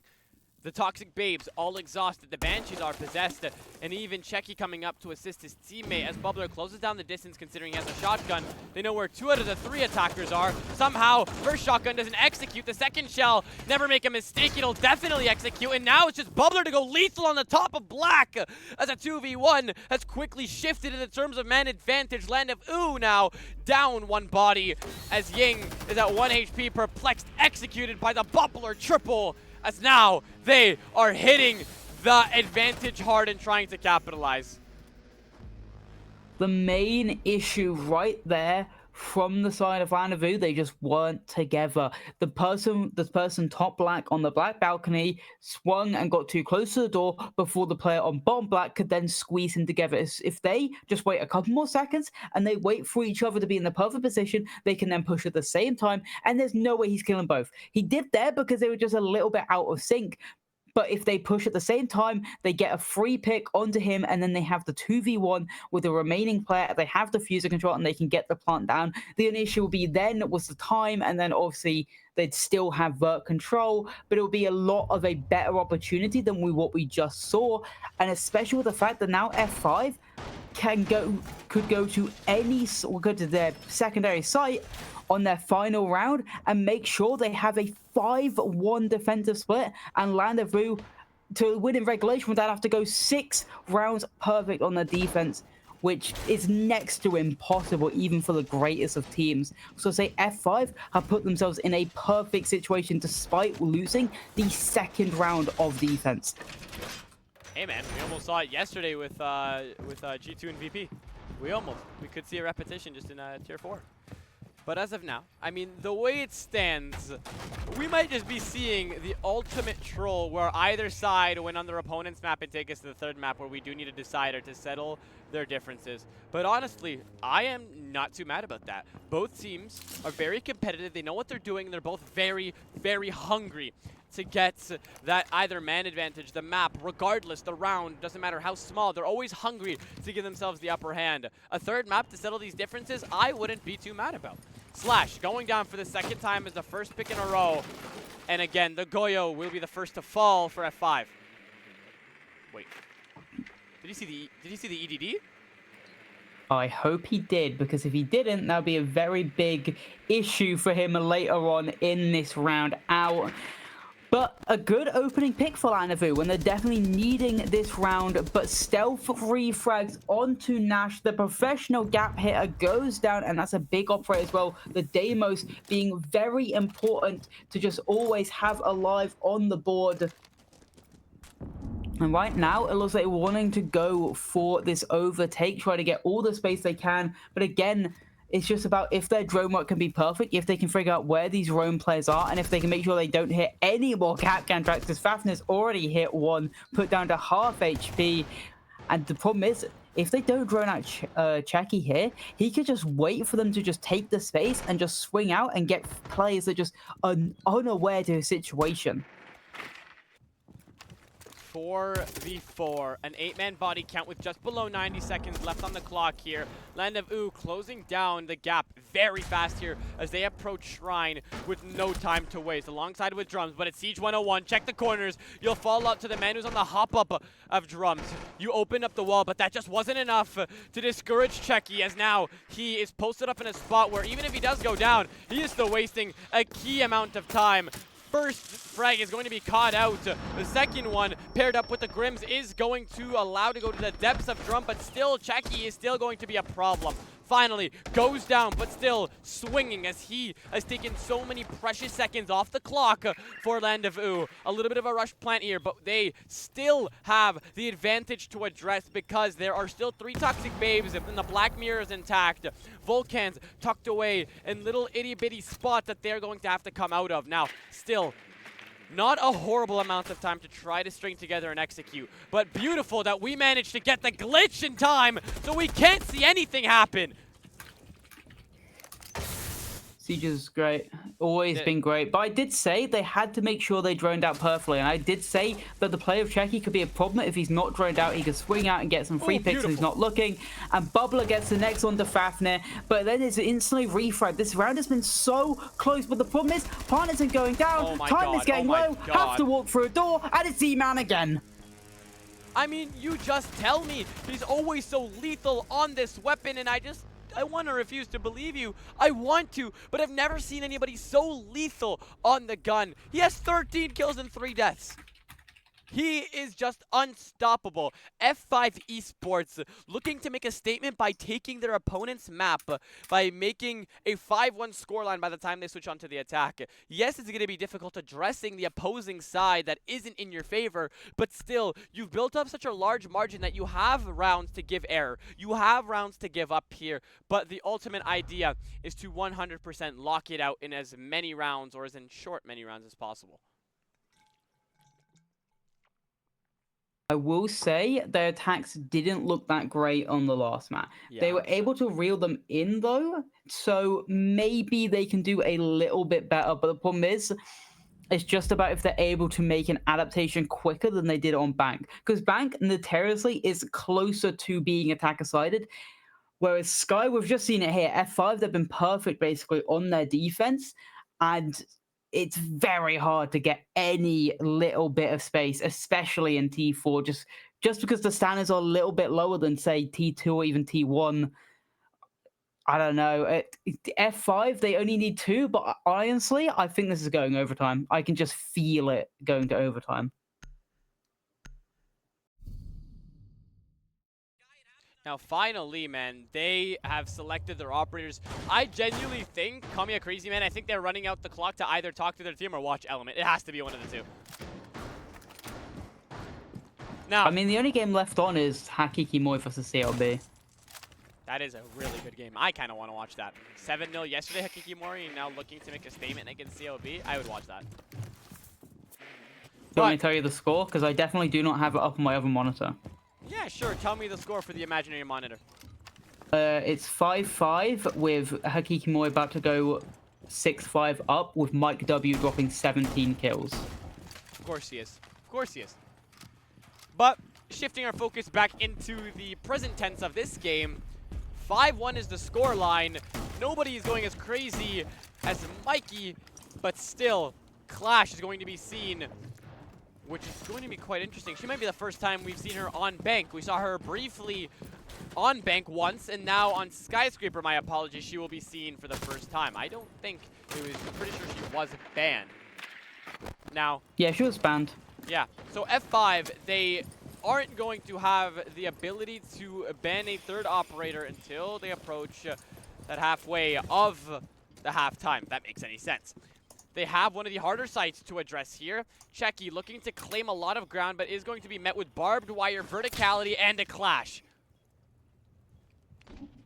Yeah, I do like the bro of the clash just because it just allows them to be, to bring that portable shield around, slows down the push. It did look like maybe it was going to go, but then they realized the amount of pressure that was on the stairs, obviously the barb, like you said, the clash as well. So they're just like, okay, let's slow down a little bit, wait for the control to be established from elsewhere. But the blitz is coming up the stairs instead. There's no one there. No black rotate, to be fair, but the ace breach, the Selma charge has allowed it to be opened up here. Nobody is close. Nobody's even on the corner of T. Clash finally making her way over, but ever so slowly as if one drone realizes there's nobody in the B site. This is go time for Checky. In the case handoff only makes me think that's exactly what has been said, as now he has been granted so much access. EED is going to locate out Weston. Access granted. Right now, the zaps from the Clash isn't enough. Who is watching the cross? Air jab, capitalize on the verticality. Slash taking care of Fafnir. Plant down successfully.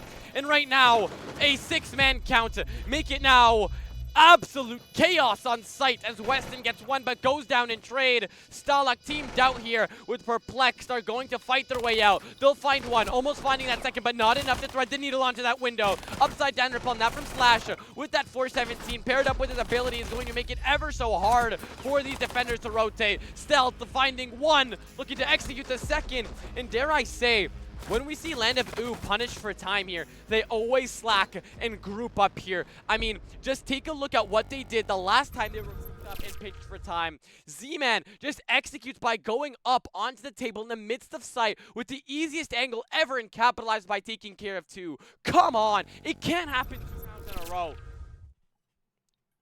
I'd have to agree, and I think I did say the Nash was a great gap here, but I'd say maybe F5 were just as good because they found the gap perfectly. Like, there's no one on black, there's no one to stop this. Let's just keep someone below, get this wall open, go in for the plant, and it's free for us. And that was completely free. They were able to win out that round, get the plant down, get the cover down, and then with the time ticking off that diffuser, like you said, they just grouped up, gave away 3 picks, and now F5 are already on match point with their first attack on the board. It looks like we may be seeing each team take each other's map picks.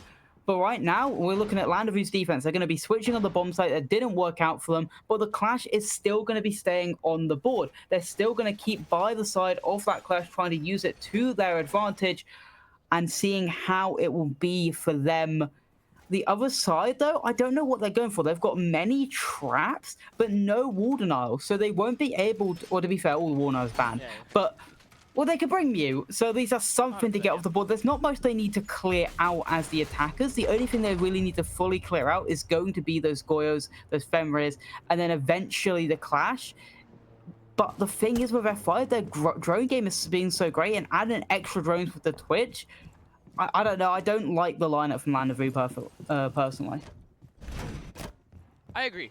And honestly, with the Clash being seen last round, she was looking lost. She only realized too late exactly what was happening. And when we saw her initially present on the bottom of black stairs next to that barbed wire, that was what we were expecting to see from her. Playing downstairs with easy access back up the site and an easy denial. But that's not what we saw. When she backed off and the drones located and saw that, they capitalized and took care of business. So F5 very well deserved 6-1 here, as now they lose first blood, but we have seen them reel in worse before.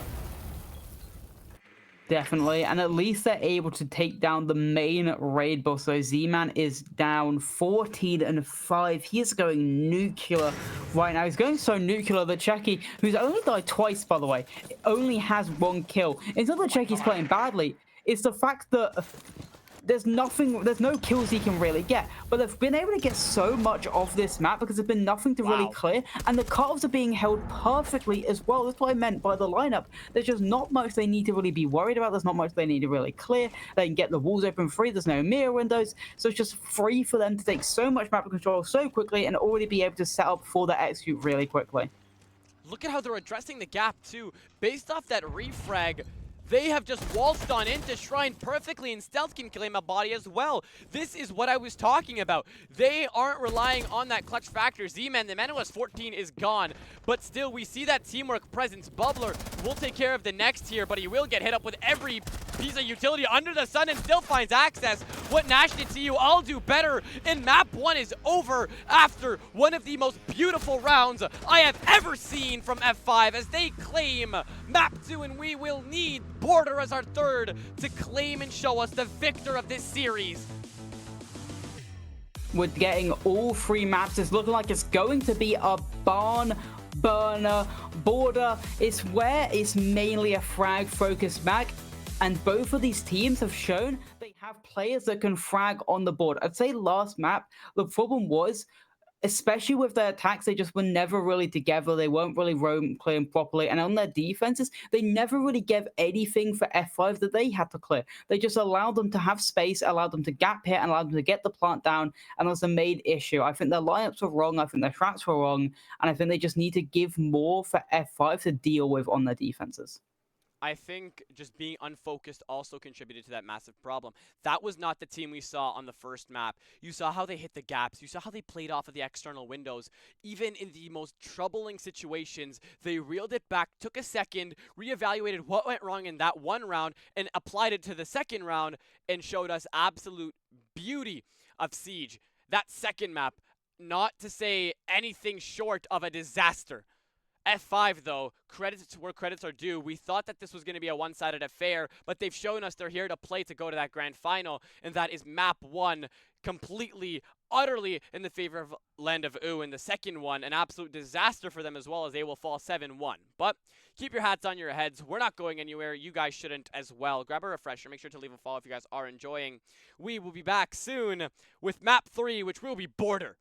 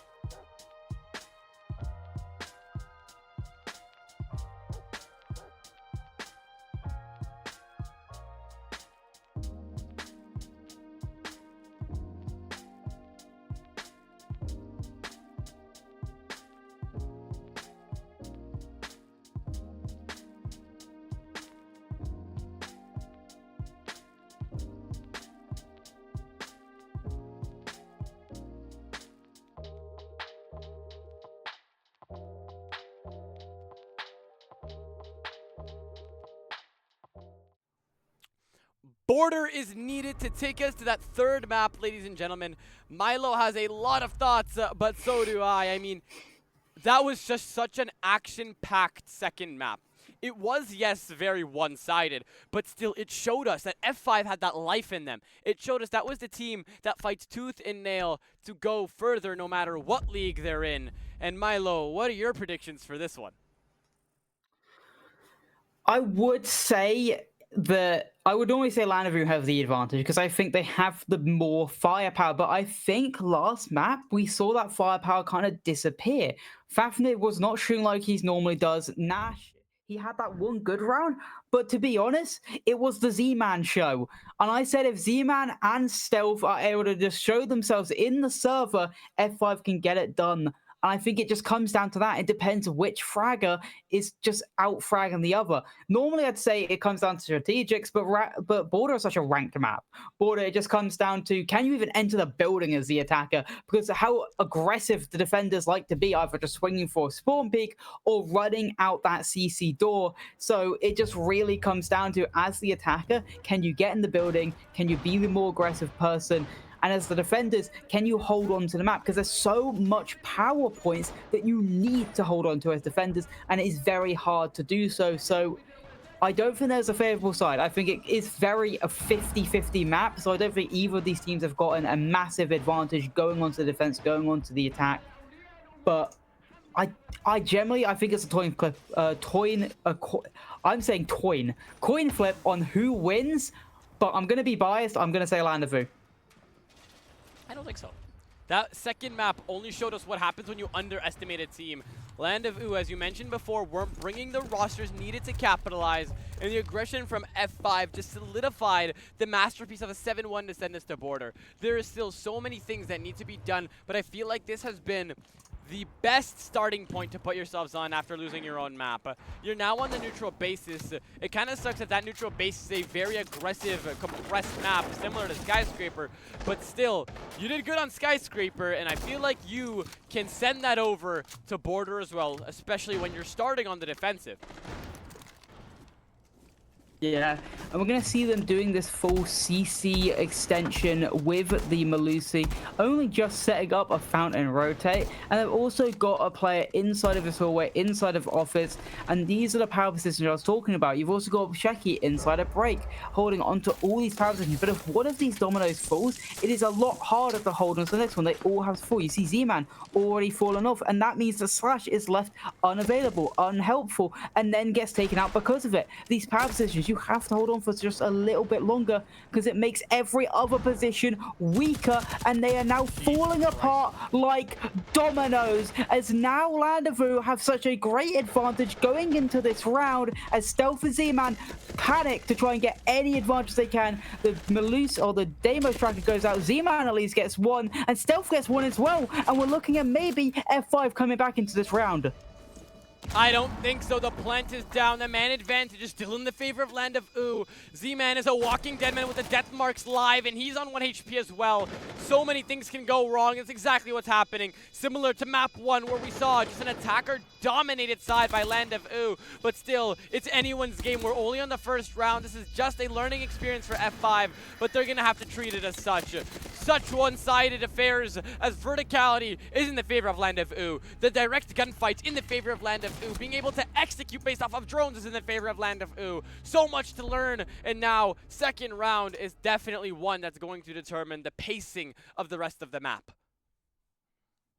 Definitely, and I kept saying about how important those power positions were, and we saw one player move slightly away from that position, and every single other position just came a little bit more vulnerable, and as soon as they got that first pick as well, then the dominoes fell apart, and it would just allow Llanowar to just circle them in, take them out, get the advantage they needed, get the map control they needed, get that plant down, and it was perfect from them. They used the information, they used the Grimbees as well to just displace the players, and as well as that, as the Yinkandellas as well, they used the utility perfectly to be able to just move the players around, get the positions they needed to then punish each individual players of F5 and allow themselves to take the round out.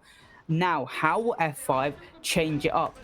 the Mew is a perfect advantage because now they'll probably put one inside of those more power position, because then the Grim Bees don't matter. Maybe even put the Warden as well in the position that they lost last time, because obviously the Yings don't matter then. It's a lot of great advantage from F5 to be able to say, hey, look, this is why we lost that last round. Let's adapt. Let's bring these two operators. It'll help us keep these positions a little bit longer, allow us to waste more time from Land of Vu, and allow us to maybe even win out this next round. And we're also looking at Bubbler try to get aggressive on this spawn pick. Finally, I can say it's not Slash that looks to get lucky at the range, but have you seen the setup they're going for? East is completely locked off as they have a double barricade, one on the short door of the hallway and the second one on the double door once you get closer to the site.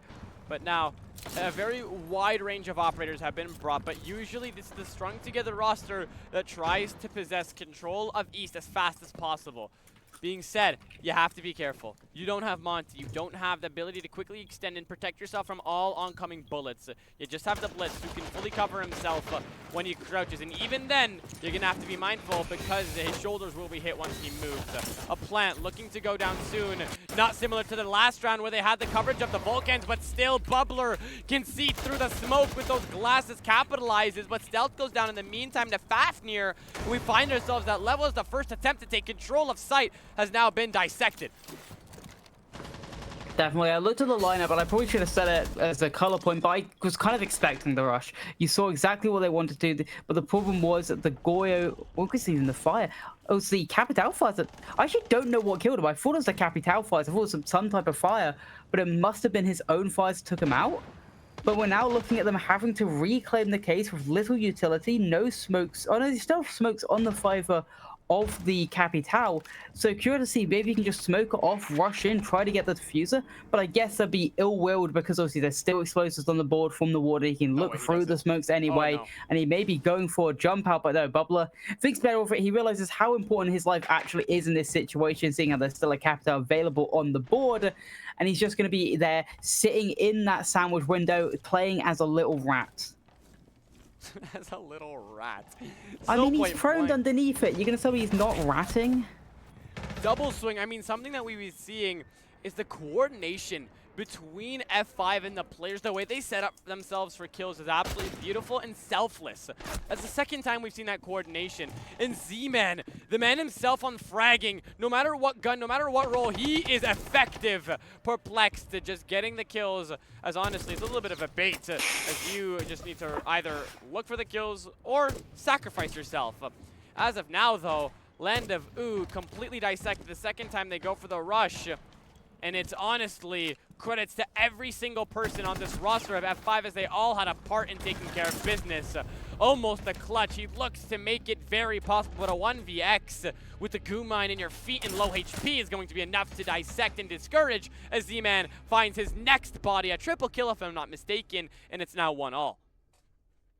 He just got whacked in the face with a goo mine. That may have been the funniest thing I've seen in a while, but it was a nice attempt, but I feel like they probably should have just at least gone close to the door, or maybe even try to run deep with the diffuser. But the thing is, F5 also had the perfect counter, just being the fact that they had a Warden on the board. As soon as having that Warden just completely stops all the spokes and allows them to just completely shut down that plant, because I don't think he was EMP'd either. And now F5 get that round back, but also that's how rushes normally go.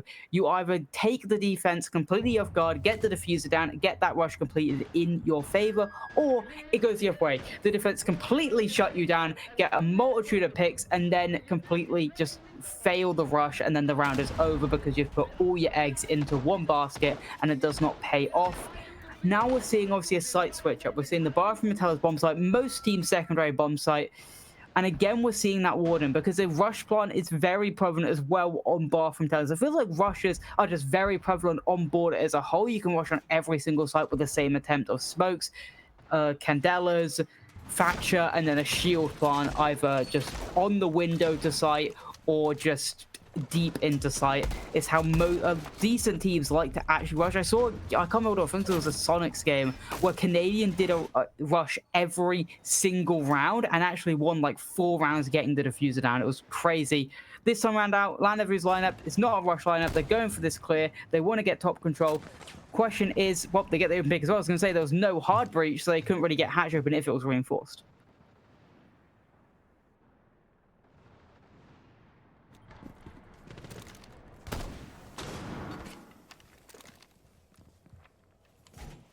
Right now, 30 seconds gone by. They at least have the opening pick, but that's all they really have. IQ, they at least also get into break control, and they're looking to maybe get the east control as well. Drones are going out, they're getting the information, they're also knowing where their Valkyrie cameras are. So it's good. I like the IQ pick, and they also get a second pick. Again, Nash has found a gap. He's got a pick, and maybe trying to find a next one as well. I mean, what I was trying to say before my stupid self realized I was muted. Holy pre-fire of hell, first of all. Second of all, Fafnir went to the uppermost part of the security tower and executed Checky from this range. Look at how far that shot is. Beautiful to reel it back in, but beautiful for F5 should be said instead, as they were down 2 bodies, and now we find ourselves up at level. It's a 2v2. Even after Z-Man goes down, he has grabbed his chunk of meat. The case is now loose. 90 seconds remain, and F5 have managed to do it again.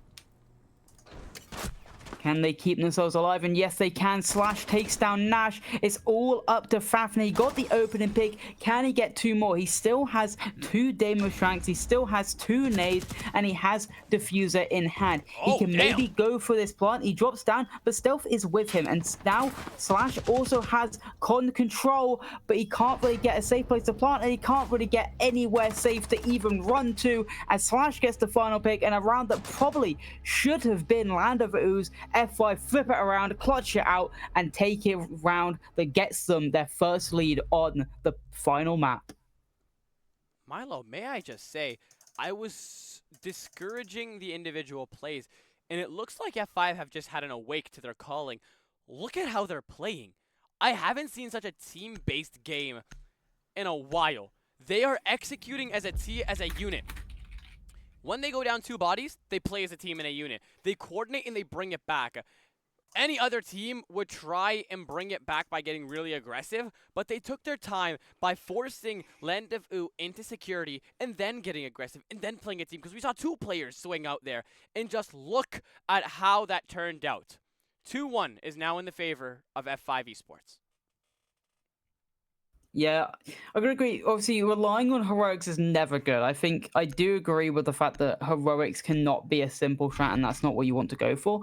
But F5, they at least have the players that when push comes to shove, they can go for those heroics. They can accomplish them. And we're seeing players like Z-Man, like Slash, being able to keep their team in it with those 2v5 or 2v4 heroics to just allow them to keep up with a team like Land of Oo. But now the question is, can Land of Oo either stop, only go for heroics? Because I felt like a lot of the times it was a player like Fafnir, like Nash, having to push for those heroics. Then can they flip the switch and go for that more team-oriented play and make sure each and every single one of their team members is firing on all cylinders? Because Western right now, still without being able to find a kill on the lobby right now, and he's playing roles like the Ash, who needs to really be able to get fraggy in the server. The question mark is, obviously, this is the tertiary site. This is going to be their weakest site for F5, and it feels like this is the site that Land of Oo really should be winning out, because it is the easiest to come across. You need to just take the vertical control and then maybe take a execute through bathroom. Looking at their lineup, that's looking like what they want to be going for. They're also getting slapped in terms of trying to clear and then execute. I mean, we saw they had a very large man advantage. I mean, 2 bodies, you don't think it's too much, but it definitely affects the integrity of the defensive roster. And even that wasn't enough for them to be able to take upstairs control with ease, as they struggled and they got refragged almost instantly. The aggression from F5 has been completely unchecked, and still, Milo, we have yet to see a timeout. And when you're allowing people like Slash to get completely aggressive on you and win the gunfights round in and round out, it becomes a problem. F5 claiming the first body now. If you think they can bring back a 5v3, what do you think they're going to do when they're up a body? I will say, obviously, with the timeout, the thing is, I'm not convinced of, I don't think Land of Oo has a coach. So the thing is, will giving a timeout for F5 help them more? Because obviously, F5 do have a coach. They have a great coach in Flan, and it's questioning for Land of Oo. If they do take on, yes, it will stop the momentum, But the thing is, they can just mostly, as a team, speak about everything that's going wrong either in the round or during the prep phase. So I think that's maybe their dynamic right now of if a timeout would help them. But I do think the issue is they need to make sure if they do get the open fight, but they did land that last round, they need to be able to make sure they can just convert it. Or when they're not getting the open round here, they need to make sure there's at least buddy system going on. Get that reframe system in place and make sure they don't lose an open pick and don't have an instant trade alongside with it. Now, the question is, can they at least get more of this top 4 control? This player is still being able to play in Canadian despite an ace being right there. No broken on that wall, just throw an ace there, and then the ally cannot play that comfortably. You can swing out and kill them. I think there's just so many steps that are being missed from Landavoo right now. I think they're just trying to doing everything at once without easing it up, and that proves to be a problem. Bubbler refragged via wallbang. Ella forced out of that corner, and now will be refragged yet again. Fafnir with the coordination as they now have eyes to go onto the site. It is now direct lines of sight onto ventilation as they now look to address it head on. They have a one-man body count, but still below a minute left, just half a minute, and you still have one man on site with a shotgun in the smokes and so much pressure to do. Capitalizing, the air jab saves his life, but not enough to do it for the second time around, as that is a beautiful bait here by the Ash to put them up 2 bodies. The plant looking to successfully go down as perplexed plants in a very yucky spot to have to deal with. Stalak taken care of, and now we find ourselves in another post-plant situation in a 2v3. Ladies and gentlemen, does F5 have enough resilience to be able to bring it back from this man deficit? They'll go down to a 1v3, and Z-Man burns to his own Volcan canister. What the hell did you think was going to happen? I get you're in a rush for time, but that is just, it's nothing short of not smart. You were going to die 10 times out of 10 if you're 1 HP and dropping into the active flames of the Vulcans. Yeah, interesting situation. I said that Landavoo were missing a couple steps, and then they just said, okay, we're just going to frag. Like, sometimes, Siege is an FPS game. Sometimes it just come down to, can you win a gunfight? And I think that's really what came up from Landavoo. They just won their gunfights and were then able to take sight as soon as they felt like, oh, there's only 2 players left upstairs. Let's send one of our players to just distract at least one of them so we can find a safe place, get the bomb down, and then set up for the post-one. That's exactly what happened. Z-Man, he's been a hero for most of this game. Wasn't the most heroic play. Maybe he was like, it's the round's over anyway. I'm just going to burn myself alive. It didn't work out for him. Now we're seeing at least they get to go back to the top floor, but this has been 50-50 for them. They've won a round and they've lost a round. The round they won, Landavoo tried a rush that just didn't work out. I don't expect the same rush to be happening again, but at least looking onto this game, it's looking to be a barn burner. As we've seen 2 rounds, at least the last 2 rounds, where we expected, okay, Landavoo have got 5-3, they should win this round. F5 won it. Up next round, F5 got the open pick. It's been like 2 minutes. Landavoo have no space. F5 should win this round. Oh, Landavoo won it. It's feeling like there's a lot of clutch genes in the air right now, and neither team can really pull away, get a clear advantage, and they're just sucker blowing each other after another, and we're seeing if now a team can finally get an advantage, really. Now, on traditional casts, you're not really allowed to address the chat. But Wombo says he coaches Landavoo sometimes, didn't feel like it tonight, they got it. That's an interesting show. That shows us that he has trust in his team, or it just shows that they're cocky. He's lazy? Yeah, exactly. But still, it shows that there are things that you can and cannot address. Yes, you mentioned how a timeout would be more beneficial or could be more beneficial in the favor of F5, but still, you need to dissect the pressure that they are applying. The fact is, F5 play like a team, so they'll have more consistent rounds. But once you catch them on their back foot, once you manage to get that plant down and force them to make mistakes, then you have that advantage. And I feel like a timeout is what you can take to make more of that happen. That last round was a step in the right direction as they now tie it up, and they have so many more rounds on attack, 2 approximately, to be able to continue and push that narrative. What the hell? What have I just seen? But the kills keep going as Nash gets another, and we're looking at somehow Landavoo, they've gotten aggressive, they've found the picks, and now they're spiraling forward as Nash gets another on the board. And Z-Man is in a 1v... and he's not really happy either, he's saying, what's wrong with you? But he's now in a 1v5. Z-Man, we've seen heroics from him before, but this is going to be some massive heroics, and Nash, a great round from him, and now we're looking at Landavoo getting another round, and they go 3-2 up and guaranteeing themselves an even split on the half. What the hell just happened? Honestly, I don't know. I think they just We fragged. literally just, not literally, I literally just talked about the fact that a timeout might be needed, but apparently not. Land of Ooh, triumph. By the time they're on the 6th round, they're only approaching trying to put themselves up at a 4-2 split. That is the biggest progression we have seen so far at the halftime of every and any series that we've seen so far from these two sides. F5, I mean, beautiful first 2 rounds, or mid 2 rounds. They did lose that first round, but Land of Ooh looking like an absolute unit, and they're looking like that team we saw on Bank, and F5 just not being able to capitalize as it seems to be able to, you know, win rounds. You know, the only thing you guys stand for on the defensive. Yeah, and now looking at their defense here, they're mixing it up. They're going to the bathroom tellers. I think they had a really strong bathroom tellers like last time, other than the fact that they did lose the first 2 opening picks. So it's more about if they can just be strong in that early game. I think that's really been, I would say that's been the voice of this game. If you're strong in the early round, you win the round. But the 2 rounds before the last, that wasn't the case. We saw the 2 teams go off to a strong start and then still lose the round. So hold on, I'm seeing a blitz right now from Slash, so I'm expecting something fast, something chaotic. Probably not a full site rush, but maybe just a quick play on that top floor to try and get control of that vertical play, push out the players, and then be able to just open up that patch with Hibana and then go for that plant inside a bathroom. Okay, wait. I know you said about not addressing the chat, but I now feel bad for calling Wombo lazy. I coach in Brazil all day. Give me a break. You know, fair enough. Fair enough. He can have his break. I didn't say anything, Wumbo, because I already respect you. You've been here long enough to know multi-hands. Wombo got aerial. Exactly. We are just on the brink of the 40-second mark, and Bubbler has already lost not a crazy amount of HP, but enough to put him in a red zone, especially on the lineup that he has to face against.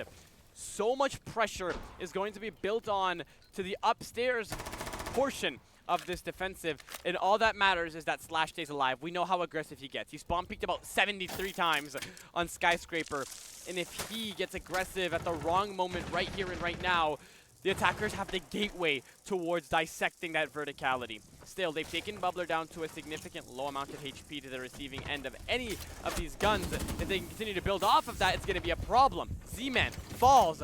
Access now is going to be granted the first portion, but Slash being able to take care of Nash, and that is just a perfect way to refrag Blitz, losing a significant amount of his HP. Teamed up, Checky takes care of business now. Verticality is a problem for Land of Ooh, as this is what I mean. Once you allow F5 to play like a team, they are here to execute. But the man count is looking to be evened out here as Checky goes down, but still not out, and Flash is executed, flashed on the Grim Launchers, as they now are doubling up and looking to make matters worse. But in the meantime, Stealth will find a kill of his own. We'll take care of business from the depths of Catwalk, and now we'll find ourselves in a 3v2 with just below a minute left. I think Checky actually crawled to the bathroom hatch, dropped down, and was able to get picked up. It's the unfortunate of only being downed and not fully out. And now we're looking at F5 having such a great situation and trying to get this round out. And Fafnir then goes down as well. They swapped places. Stealth was now main side of the office, and Fafnir was on the catwalk. Somehow they played the switcheroo, and Checky finishes off the player from down below. And now we're looking if Perplex can get this clutch out, or if Stealth is really going to be the thorn in the side of Land of Ooh. He's trying to go for the style, and he gets the style, a 3-3 half in the end, and it can still be anyone's game as we're still sitting at even, and neither team has a clear and obvious advantage in this game. Quick shout to the Scooby-Doo antics from either side here. I mean, we're just swapping places for fun. Not a single drone gave a ping out on that Valk who was lurking. I mean, we were so upped and distracted by the amount of pressure being applied to Archives and Fountain. Valkyrie was able to just lurk onto Catwalk, execute whoever stood in her way either on the east side or in the depths of Archives, and capitalize. A perfect way to get yourself onto that 3-3 split. And F5 are showing us their resilient side, but they're going to have to show us their better resilient side as they're going to switch onto the attacking against the Land of Ooh, who looks very coordinated compared to F5's very wobbly attacks. Yeah, I'd have to agree. F5, to be fair, wobbly attacks, and then on Skyscraper on the defender side of map, they had really good attacks. So I hope they bring those attacks and not the bank attacks, but also that comes to the fact that Landafoo really did not bring proper operators and proper site setups to really combat what F5 were bringing on their attacks. I think if Landafoo create the same gaps for F5 to exploit and don't bring stuff that F5 will have to clear, then I think that'll be the issue. But Landafoo, they're already adapting. They're bringing these army. You have to clear that. You bring the Warden, you have to clear that. You bring the Goyos. That will then come later on in the round. So I do think this is a lot better lineup than we were seeing on side of Skyscraper. I'm expecting them to do similar extensions to what we saw for F5, extending inside of Break, extending inside of Office, extending inside of CC, and there will be the little points where F5 will have to clear out by either using Grimbees, by either using nades, and that will be what we see. We'll be seeing the Deimos with nades, we see the Lion with nades, the airdrops just make sure they can't flank, and then the Monty will be the big spearhead that will just walk in first, try to push them out, push them in front of the main guns of his backup, and then try to get those first and opening picks so then they can spiral on, take the space, set up for an execute, and then make sure it's not done in too long of time, so then the Goya canisters don't come to be a nuisance in the late round. Now, that is deeply insightful. But now, the ability to put your words onto paper is going to be the biggest challenge here for F5. We've seen their ideas. We've seen they have the ideas but can never quite execute. We've seen that happen on Bank. Skyscraper, they managed to just rely on Z-Man and he went nuclear and that's how they capitalized. But still, they have so much to do. The question is, can they execute it? Because we're talking on the weaker points of either side here. Landafoo has the upper hand considering they're on defense and they've been playing more coordinated. But F5 has been a disaster on attacking. But we saw glimpses of hope when they played on that Sky attacking, on that black round that determined the match point. If they can just replicate that, we're looking at a completely different scenario. But 1 minute burned off and they have not even approached the armory wall. Yeah, it's the time is going to be an issue, and especially with the fact that they still really haven't cleared out any of the players. I'm surprised the Monty hasn't really gotten in there quickly and been able to just push any of these players out. He's got only waiting room and a lot of players. What a shot from Bubbler! Wow. Absolutely deletes Stalic from the server. I can say Z-Man was taking HP, Bob was taking HP, Time was just going to be off the essence, and then gets a second. Bubbler is on fire in this round, and everyone needs to be careful, as right now, F5, they look like they were stalling out, look like they were maybe just not finding any parts to really just give themselves a great advantage in this round, but those two picks from Bubbler has really opened up this round in their favor. And even look at the health from Perplexed. He possesses one of the most important abilities, as he can see through smoke and flashes, also possesses a C4 and an amazing loadout. What can he do? Absolutely nothing. The team he has are dropping like dominoes all around him. He'll take care of Z-Man, but still, there's a two-man count advantage against you that you have to get yourself out of. Fafnir is already receiving so much pressure that he can't come out of. Perplexed, looking to make a flank onto security with a statement. He can find one earlier in the stages before that flank goes down, but still, regardless, it will go down. Left in the depths of border, the upstairs, you look to rotate between archives, hallway, and security. You'll get 1, 2, looking for that third body as the death mark puts you on blast. You are one bullet away from death. The Monty stands and so much utilities against you, but we've seen what a resilient team can do, but definitely not the impossible, as F5 walk out of that round victorious off of a beautiful execute based off of Bubbler's first initial 2 kills. Yeah, Bubbler really opened up that round for them. I was scared for them just really stalling out, not really getting the space, and not really opening up the breaches they needed to in time, especially with the Goya canister still being on the board, and it may be coming down to a 5v5 execute. But that first shot was insane. Just the flick he was able to do and instantly getting the headshot as well, and then the second as well on top of it. He just made the space, allowed his team to push in forward, frag off of that, and then eventually get the bomb down as well. Beautiful stuff from him. Landafoo, I think he did well in the early round. I think they were able to just get away with just holding their ground, wasting as much time as they needed, and sometimes, honestly, like I said in the last round, sometimes a perfect strat, and sometimes you playing well with the strat can just be completely taken apart by a player hitting an insane shot. And I think that's what happened, really. Bubbler hit an insane shot, and that's why they're going to the same side again. Like, okay, this is why we lost a round. Bubbler just went nuke, killed us off, and then we just gave him those picks. Let's try to just not die to Bubbler. Let's try to just relax, not give him those picks early on, and try to win the round out.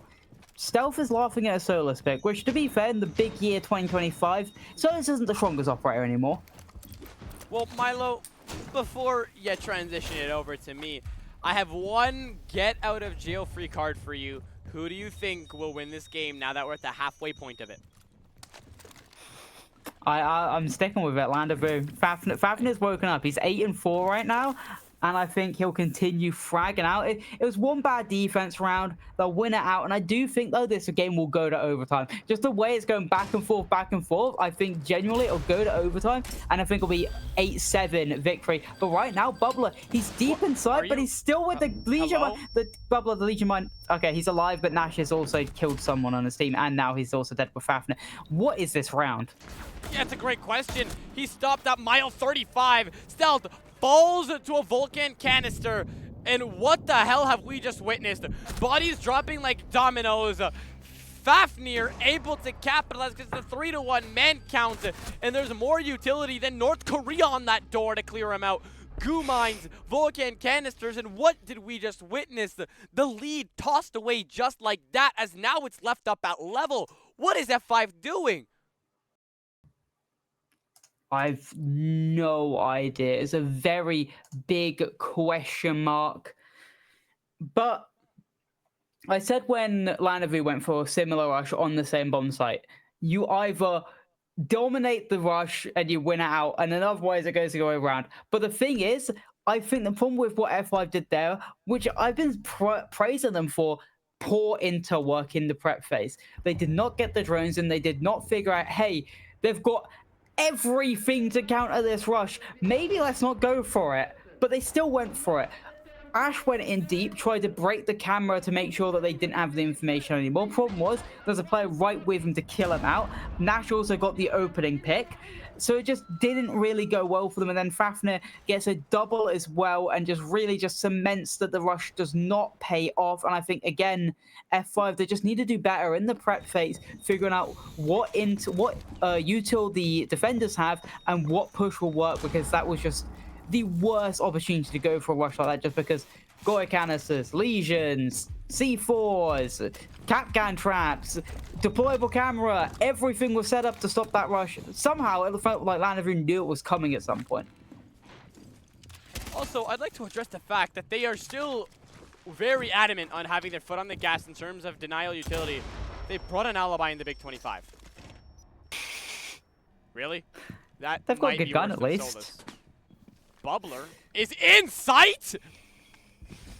Perplexed is dead, down, no more yokais to be put on use.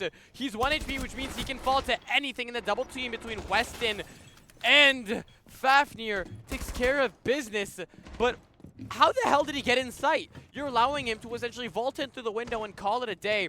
And now you guys are going to have to keep your heads on a swivel. This verticality play is not going to be nearly as sophisticated as F5's previous one, because you have now been driven out of Archives in Fountain because of the man who was residing in the depth of sight for about 20 seconds. Now, F5, you have an advantage, and that is keeping these defenders in check.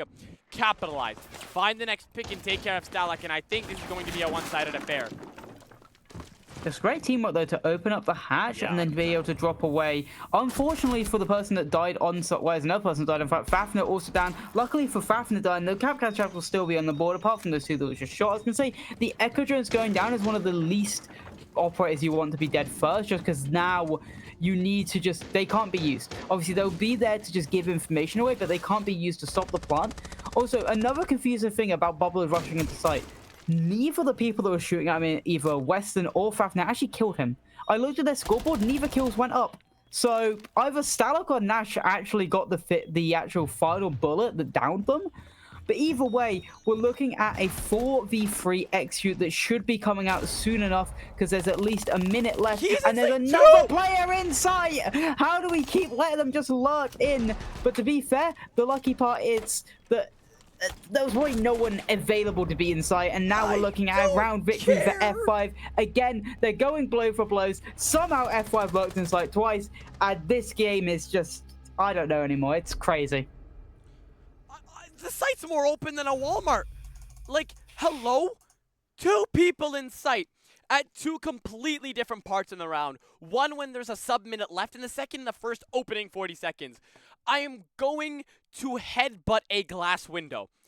F5 are now knocking on the door of the match point. This is very similar to Bank, where we saw one round that stood in between a deadlock of a 5-5 or one that'll take us to the match point. And it happens in the most interesting way possible.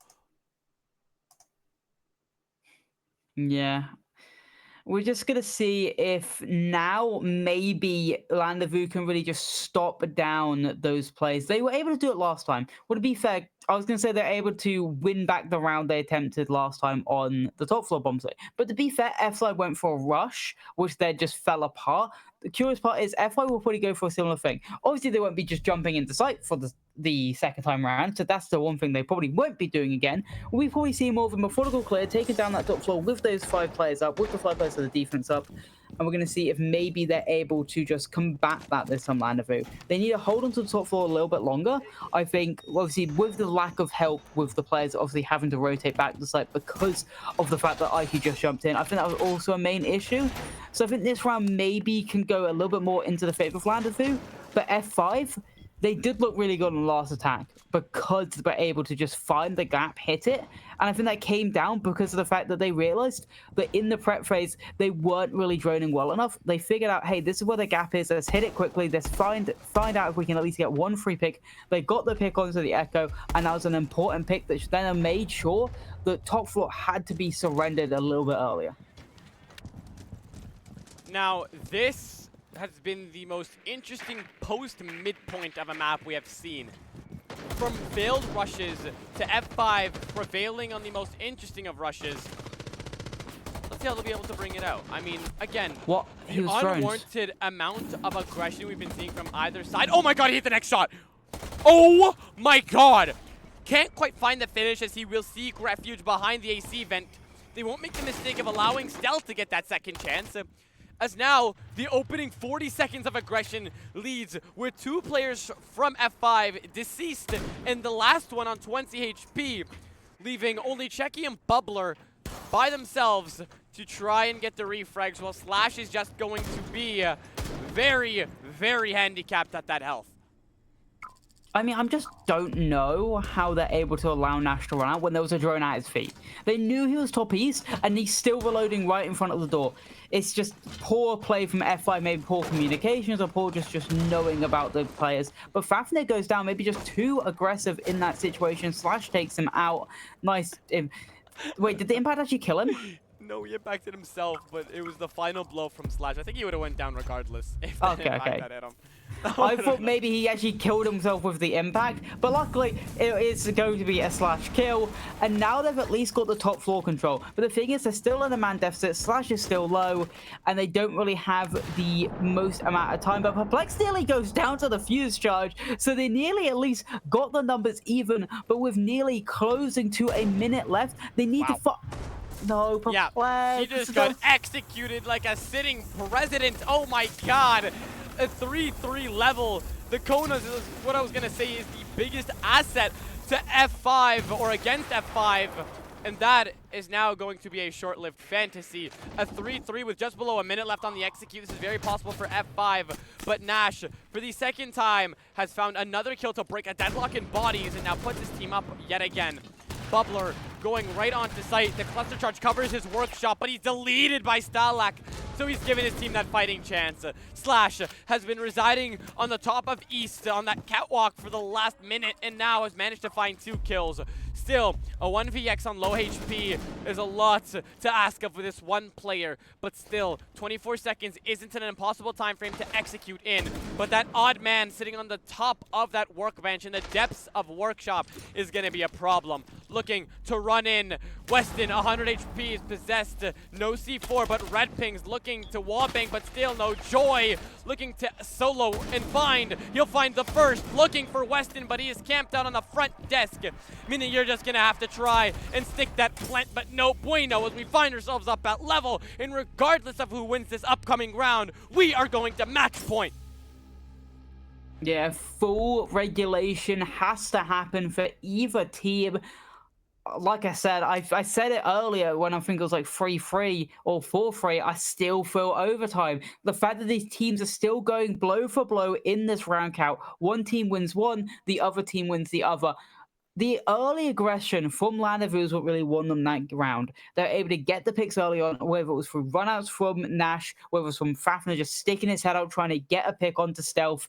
And now we're looking at Landavoo being able to just benefit from how aggressive they were in that round. Because I feel like they were a bit more relaxed in those early rounds of defense. They stayed back, they held the positions, and they waited. So that them bringing out that early aggression in that round really just came to a surprise from F5. They didn't expect it, and that's what really helped Landavoo get those picks off.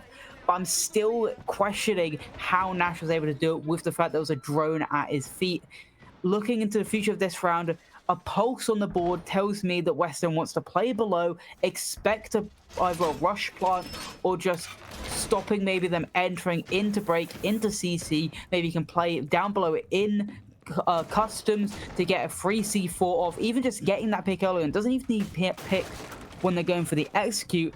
It can just be that opening pick to just slow them down and maybe get, say, an IQ off the board, a Dokkaebi off the board, so then they can't have those abilities later on in the round. Now, F5 need a miracle to disencourage the amount of aggression that Nash has been showing us, but their ability to play as a team works in their favor. Now, Landavoo, Nash just needs to keep going crazy for them to be able to walk out successful. But as of now, this deadlock, just seeing 5-5 is already stressful in itself. But being able to win the next round is a different level of stress. So F5 already look completely like a different team. They are completely taking the step back. They are easing up. They are taking their time. They're setting up the air jabs. They're watching windows, and they're going to let that first minute of the round just be an insurance policy to not let anybody fall to an over amount of aggression from the side of Landavoo. The first pick will locate out Nash, and the second will allow Weston to get tagged up here. No Konas in sight, but Nash possesses one in his pocket, so if he gets hit, we might see a completely different side of this round. The force out from the frag and the teamwork from the security headholes window will allow Weston into a horrible spot and eventually to take care of him. The second refrag, though, is Bubbler gone, but Stalak low, and we find ourselves right back up at level, but the pressure is now building up as Nash is taken care of from on top of East, and the man from below East has given away his position as the C4 connects with absolutely nobody, and we find ourselves up at level. C4 missed. Somehow the East player wasn't able to kill Stark when he ran through as well. So it's unfortunate timing there. And he was also the... I think it was, no, it's Perplex was able to get the refrag as well. So it's still sitting at level, like you said. But the question marks is F5. They're able to get the Dokkaebi to able to hack the cameras. Can they now use these battle cameras to their favor? If there's maybe one in sight, they can figure out that the Legion is playing close to the door. It's, again, perfect situation. And there's still so long left on the clock. But again, they need to figure out where these Rat players are, and they can't. And what a shot from Starlak. And now we're looking at Landavoo flip the switch, get the advantage, get the situation, and both of them are now setting up to maybe push this armory side and try to get this plant down. And yes, diffuser in hand, Stealth is pushing in, but Fafnir, he's going for the wraparound, he's going for the flank. Do they know about him? It doesn't matter when Perplex is hitting the double, and Landavoo have map and series point and a grand final qualification point. I mean, you lost your best player. Slash on this map has dropped 14. We can't say he was doing as good on Skyscraper or Bank, but he's showed that he wants to play this out by finding the person in the depths of security and then helping by taking care of Nash on East. We've seen a lot of problems for Land of Oo. They were capitalized upon by F5, but they just don't have that final nail in the hammer, and that is what we saw on Bank, Milo. They just cannot go that extra mile to confirm that round 1 screen. And now they're staring down the barrel of that match point just because of that big issue. You need to play like a team. You need to be able to reel back. And now I'm going to say this with 100% certainty. You need to call a timeout, especially when you have a coach. But as of now, F5 are going to have to attack on the most interesting, not the worst site on Border. Customs it is for the last potential round of this series. See, I disagree with not the worst. I think it is the worst. But I would also argue that it's not the worst when you're playing it correctly. And I'm not going to be an asshole here, but I would say most T4 teams don't know how to play it correctly. Because the only time I've ever seen like this site be used consistently is by Dark Zero. And I don't know if Land of Oo can play the site as well as Dark Zero, but I guess we'll have to see. The question mark is if F5 can also attack it as well as a top-tier team. I will say, though, one positive for F5, every single time they have attacked a site for the first time, they have won the round.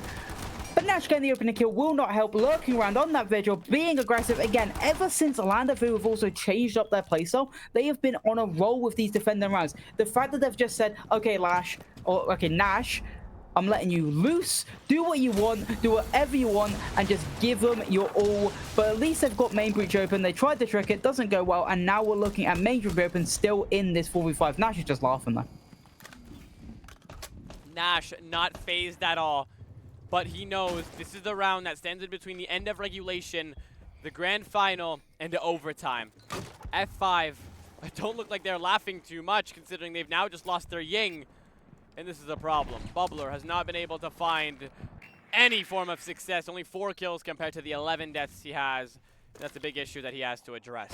The rest of F5 are alive and kicking and looking hungry to try to reel it back in. But as it stands, you're down the most essential body when it comes to getting a rush on the board. And now, let's see how they'll address it out. Yeah, Bubbler, he really needs to come back into this game. I do like the control they've been able to establish. They've got the full top floor control. They've got the breach open. They've got the vertical now being established solely by the Ram. But with 2 bigger drones left, I want to see the rest of them used because they've only got like half the vert they really need. They can get a full vert across the site. C4 looking to go out, but it's not actually going to be thrown yet. Trying to figure out by noise where the player is. He's actually directly above the player, so curious to see if he's just going to throw it out yet. But a minute left on the clock. XQ has to be coming soon because they need to get this diffuser down. And there you go. Checky gets the pick. Perplex goes down. And we're seeing it a 4v4 with a minute left. Can they get the diffuser down? This interesting angle being held here. Also, the Volcan stands in between access to B-site as well. And we saw how much of a problem that was in the early stages of Bank. Z-Man shutting down Nash, though, managing to give his team the upper hand for the first time this round. Nomad, Stealth managing to take care of Fafnir. And this is a 4v1 situation. Starlock forced into the depths of the B-site where Thermite is waiting with that Musock in hand. That's overtime, as we will require the maximum amount to be able to determine who is going to the grand final. Yeah, I'm just saying, as soon as Customs was shown on stream, Wombo said they're taking the piss. Even Wombo agrees that the site is not good and they shouldn't have gone there. I don't know. I know it was either that or Workshop, which isn't the greatest site either, but I still think going to that other site is just a lot better. Lucky for Land of Oo, they do get, I would say luckily, but to be fair, we've had 3 free splits either side. So I guess there is actually no favorable side right now. But I would say that last defenses, at least on the top floor, on Bathroom Tellers, when they were able to get that frag-heavy style, when they would get that aggressive style, they were able to win out the round and look a lot more comfortable doing so. So curious to see if they can continue with that playstyle, or will F5 wisen up to it, punishing them, waiting for them to swing out, give them free picks. So it's questioning, can F5 adapt quicker than Land of Oo can be as aggressive they want? I do like the mirror window being on the main bridge because it allows them to just be more aggressive and hold down that CC and break control just for a little bit longer. Again, though, that round on defense, yes, it was an interesting sight, but it's discouraging to see overtime when you had it so close to just sending them home. But are they trolling, is my question. I don't think Weston wants to be here, and I think the fact that he's on Rook shows this. No Thunderbird, as Nash is going to be using the Mira, possibly the Canadian Mira, as he looks like he's set one up, looking into break room / customs door. And the second one, which I can only assume has gone down on the armory wall. But still, there's so many issues they need to address, and bringing Rook I don't think is the way to do that. F5, you guys have fought so much to be here. The question is, what do you have to show us in this overtime that you are here to play? It's a great question. I love the Twitch trend being able to come in, open the mirror, and just get rid of these score counters. So then when they do want to go for that late plant, they don't have to be discouraged by those 20 seconds timer, and they can easily go through and go for this plant. Problem is, they do still have to clear out the CC player of Western on the Rook. Luckily for them, it's just a Rook. He doesn't have massive amount of utility that will really stop them from clearing him out, but he does have help from the Goyo as well. So 2 guns at least posted up on the CC break side, and as well Fafnir down below with a C4 in hand, so he can just throw it out, get the C4 pick as soon as Weston feels a little bit too much pressure. But it looks like Bubbler, he's pushed in, he's going for the spot, but Stalak takes him down, maybe going in a little bit too early, but luckily a refrag instantly after for stealth, and now we're sitting in a 4v3 as Execute is trying to be established by the side of F5. Hello? Sandwich window? 3 chances to take care of him, but no bueno, as still Checky manages to evolve as the victor out of that. I don't even know how, but still, Stealth is going to be the case carrier. After the second time they tried to get this bomb down, the first man is now in a casket. The second is alive and kicking with a 417 as its primary. It is only a 1-man advantage, which means you need to take it easy. And right now, Z-Man didn't get that memo. Stalak shutting out Stealth in a 1v2 as Checky is left by his lonesome on Sandwich, looking to enter. Somehow wins the first gunfight, but the goo mine takes him to below 1 HP after that first initial tick. He is on the lowest sliver of HP, and the intel is no longer there. No bulletproof camera, or I'm mistaken, there is intel on him, but he is tucked in, so that means he will get that plant down successfully. A 1v1 post-plant situation, and Perplexed has the HP and the advantage in the terms of knowing exactly where the case is, exactly where the man is, and all he has to do is either land a bullet or pre-fire. Getting hit once and twice, and now he is going to rely on the close range of the super shorty. Clutches it out, and that is match point for the land of Ooh as they clutch it out and switch on to the attacking. Why are you sprinting, Checky? I know you're in an awful position. I know that you're on such low speed, but you don't want to be full sprinting into his gun, and that's when it comes out. They get the round victory. It looked like F5 had it in their situation, but the Legion able to clutch it out, jumping out of CC window, then being able to just stay calm under pressure, even in a post-spawn, even with not probably having the best information. They had a little bit, though. We saw the yellow pings come out. They probably knew he went into the box area, so they had a little bit, but not fully information on where inside the box he probably was going to. But he didn't shake. He didn't crumble. He won out the round, landed through. Now get that match point. But F5 get to go to the Armory and Lockers archives themselves. Can they do what we just saw Land do? Can they send us to full overtime match point for both teams? I predicted 8-7 Landavoo on overtime for this match. I'm just saying, I may be a ball knower if F5... Yes, I did. I said it would go overtime 8-7. Yes. I'll get it up on the screen. I excuse him. I excuse my partner for the amount of dementia he's spewing right now. But I mean, he still poses a very valid point. Right now, F5 have so much to make up for, because we've seen so many situations for either side where the man count is just thrown out the window. And I say this as a general point. We have seen all too many rounds where one team claims a 1 to 2 man advantage and they just toss it out the window. And the man they rely on in either the 2vx or the 1vx just gives up his body so easily. You got the plant down. Why are you sprinting at Mach 10 towards the guy who possesses a shotgun as his secondary? But again, things to be addressed in the overtime rounds, and they only have one chance to push it to the 15th, and then there only one chance to get that dub. Well, looking at the lineup from Lanavu, I like the Amaro is questioning for a fast play though. Maybe up a hatch or just through sandwich window. As soon as those Yings go flying, maybe they're going for like an archive style plant, send the Ying through sandwich window. It's definitely going to be a fast play of some kind of source. Oh, never mind. Maybe he won't be going through sandwich window. Maybe he will be going a patch. But Nash gets the opening pick onto Z-Man. A massive pick. The Malusi goes down. Entry pick on match point. Maybe the 8-6, maybe the 8-7 was wrong because it looks like it could be the 8-6 as Amaru gets sent in.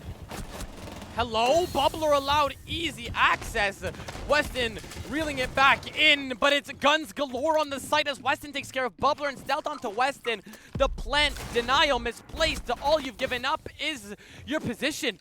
Stealth has gone nuclear. 11 and 8, but that C4 from his just can't connect. They've managed to get that case loose. The Slash managing to capitalize on the site. 15 bodies next to his name, and Perplex is left in sight with nearly 2 minutes on the clock and has to just trickle his way around to be able to isolate these 2-1s. The essential of 1vx, the main point, is to isolate each and every gunfight to become a 1v1 and then another 1v1, but you can't even get past that barrier, as from the depths of CCTV, you're just gonna have Slash to find his 16th victim, and Milo, we need all 15 rounds of the third map to determine who's going to the grand final. Couldn't have it any other way. Both these teams traded blow for blow this entire game, but who will hit that decisive blow in round 15? Lanavu, they have the defense. Bathroom and Tellers will be the site. It's one apiece for them right now. F5 have won it once, Lanavu won it once when they've been defending it. So it's curious to see how their playstyle will be. Will they continue with that aggressive playstyle that won them that round? Nash was able to get a run out and then the down, and then obviously Fafnir was able to also get a pick on that round. Will they keep up that playstyle, or will they reel it back in? Will F5 then expect that aggressive playstyle and play a little bit more passive, waste more time, and then end up wasting too much time and wait for the aggressive plays? It's all about counterplay between these two teams. It's all about who will adapt the quickest. Right now, looking at the lineup, Nash will definitely want to be a nuisance on that vigil. He'll be roaming around on this top floor, trying to get the swings, trying to get the flanks out, and trying to get the rat plays out for his team to try and get that opening pick. We saw last time he was on the vigil, he was able to get that opening pick and start his round out with a great opportunity. But with the hatches being closed, at least on the side of Radio Office, of Archives Tellers, it looks like he won't be doing a massive roam unless he is in CC and break, where he can still open that soft hatch and at least have a safe travel back down to the first floor. F5, you're on the attacking, statistically not in your favor, but you've shown us that you have managed to overcome the odds on many occasions. Don't die first is all I can say. You guys have struggled a lot on attack, but you've struggled even more when it's come to losing first body. The aggression from Nash needs to be expected here. He's looking to run out of detention, but there is only one man on the cam, and he resides close. That IQ scanner could literally just find this vigil if he were to have his scanner on. But as of now, it's just going to be a tracking game as IQ can utilize this. Slash finding entry into Archives, and now we find ourselves a little bit of a stalemate as either side try to get a grasp of each other. Try to get a grasp for the site, the verticality, and the way they want to play it out. I will say Lanavu have peeled it back a little bit. They're not as aggressive as we saw last time they defended the site, but it's also still forced F5 to take a minute to clear 0 roam. There's been no one on this top floor, and it's taken them a minute to at least try to push into office. I say that as Nash just pushed up and got a freebie. No flank drones available. Obviously, he has the vigil, so you can still be unaware from them, but stealth not available yet. And Nash still always being in the all chat, always getting those mentals under his favor. And the problem was Stealth was the only man with EMPs, sight hatches not getting open. The hard breach means nothing anymore. Lanavu can just bunker and wait for the attackers to come to them, give them free picks, and if they can't even open up the bottom wall, there's nothing they can do. There's nothing they can open up. They are very much... Yeah, okay, I guess they can back to Rakov. Never mind, they can open it up. Well, still, that's taking forever, and it's still going to be a Hibana breach, so it's still going to be hard to enter through. Luckily, they're getting a little bit of damage on each individual player from Land of Vu, so they still have a teeny bit of an opportunity, especially with Nash going down and Perplex going down. Land of Vu are throwing this round right now. Even having him down is enough to demotivate any form of aggression. Weston is below 20 HP. Perplex being down, meaning there is a gap to capitalize on. And F5 know how to find that string and pull on it until every inch in fabric is gone. They look to follow the trail like they're Dexter Morgan, but as of now, they can't find any capitalization. Slash, somehow TK's bubbler, and now has to get the case. Just 30 seconds left on the clock here as we find ourselves with F5 down in terms of bodies. They're unaware of Fafnir sitting close. And ladies and gentlemen, dare I say, this is the end of the series. Land of U have given themselves just 15 seconds to soak in the glory and the victory of going to the grand final, where they will meet whoever wins between TSG and, if I'm not mistaken, who is it? Notorious. Notorious, there we go. I literally just guessed them last week. But what a way to finish off the game. And the victors of the series are Land of U. I've got to say that last round, it felt like Land of U had it in their favor. They were to get the opening pick, especially on the person with EMPs. They couldn't get hatch open. They could just sit back and relax. Then 2 picks to F5. Easily swayed it back into their favor. Okay, F5 should win this round out. Then a TK happened. And then we're sitting in a 3v2 and like, what is happening? Do either of these teams want to go to the final? In the end, Land of U said, yeah, we'll take it. Went to the final. They've gone forward, and we're going to see them versus Notorious or TSG Black. Either way, I think it's going to be a great final for either team that makes it. I have to agree with you. Did they even want to make it? F5 with a valiant effort, but they set themselves up in such a bad position, round in and round out, and they only have themselves to blame for that. They gave themselves a primal position by taking one man to below 20 HP and the other down. Execute right there. Capitalize on the problems that you saw happening for the side of Land of U. But they did it, and that's exactly why it'll be them to go to the grand final. But ladies and gentlemen, we have been your casters. I have been Sino. This has been the Shub guy, Milo. As much banter as I throw his way, it was lovely to have him here and drop a W Milo if you enjoyed his casting as well, because I know I did for real. We will be back, Thanks, hopefully, man. with the grand final. I don't know if I'll be doing the Notorious game. Maybe busy. I got a birthday, you know. No passion. Dare what you say. But if you did enjoy, please drop a follow. Drop a W Milo in the chat. Follow him on Twitter. It will be Spy62. Have a great rest of your night, and we will see you guys in the next one. Peace.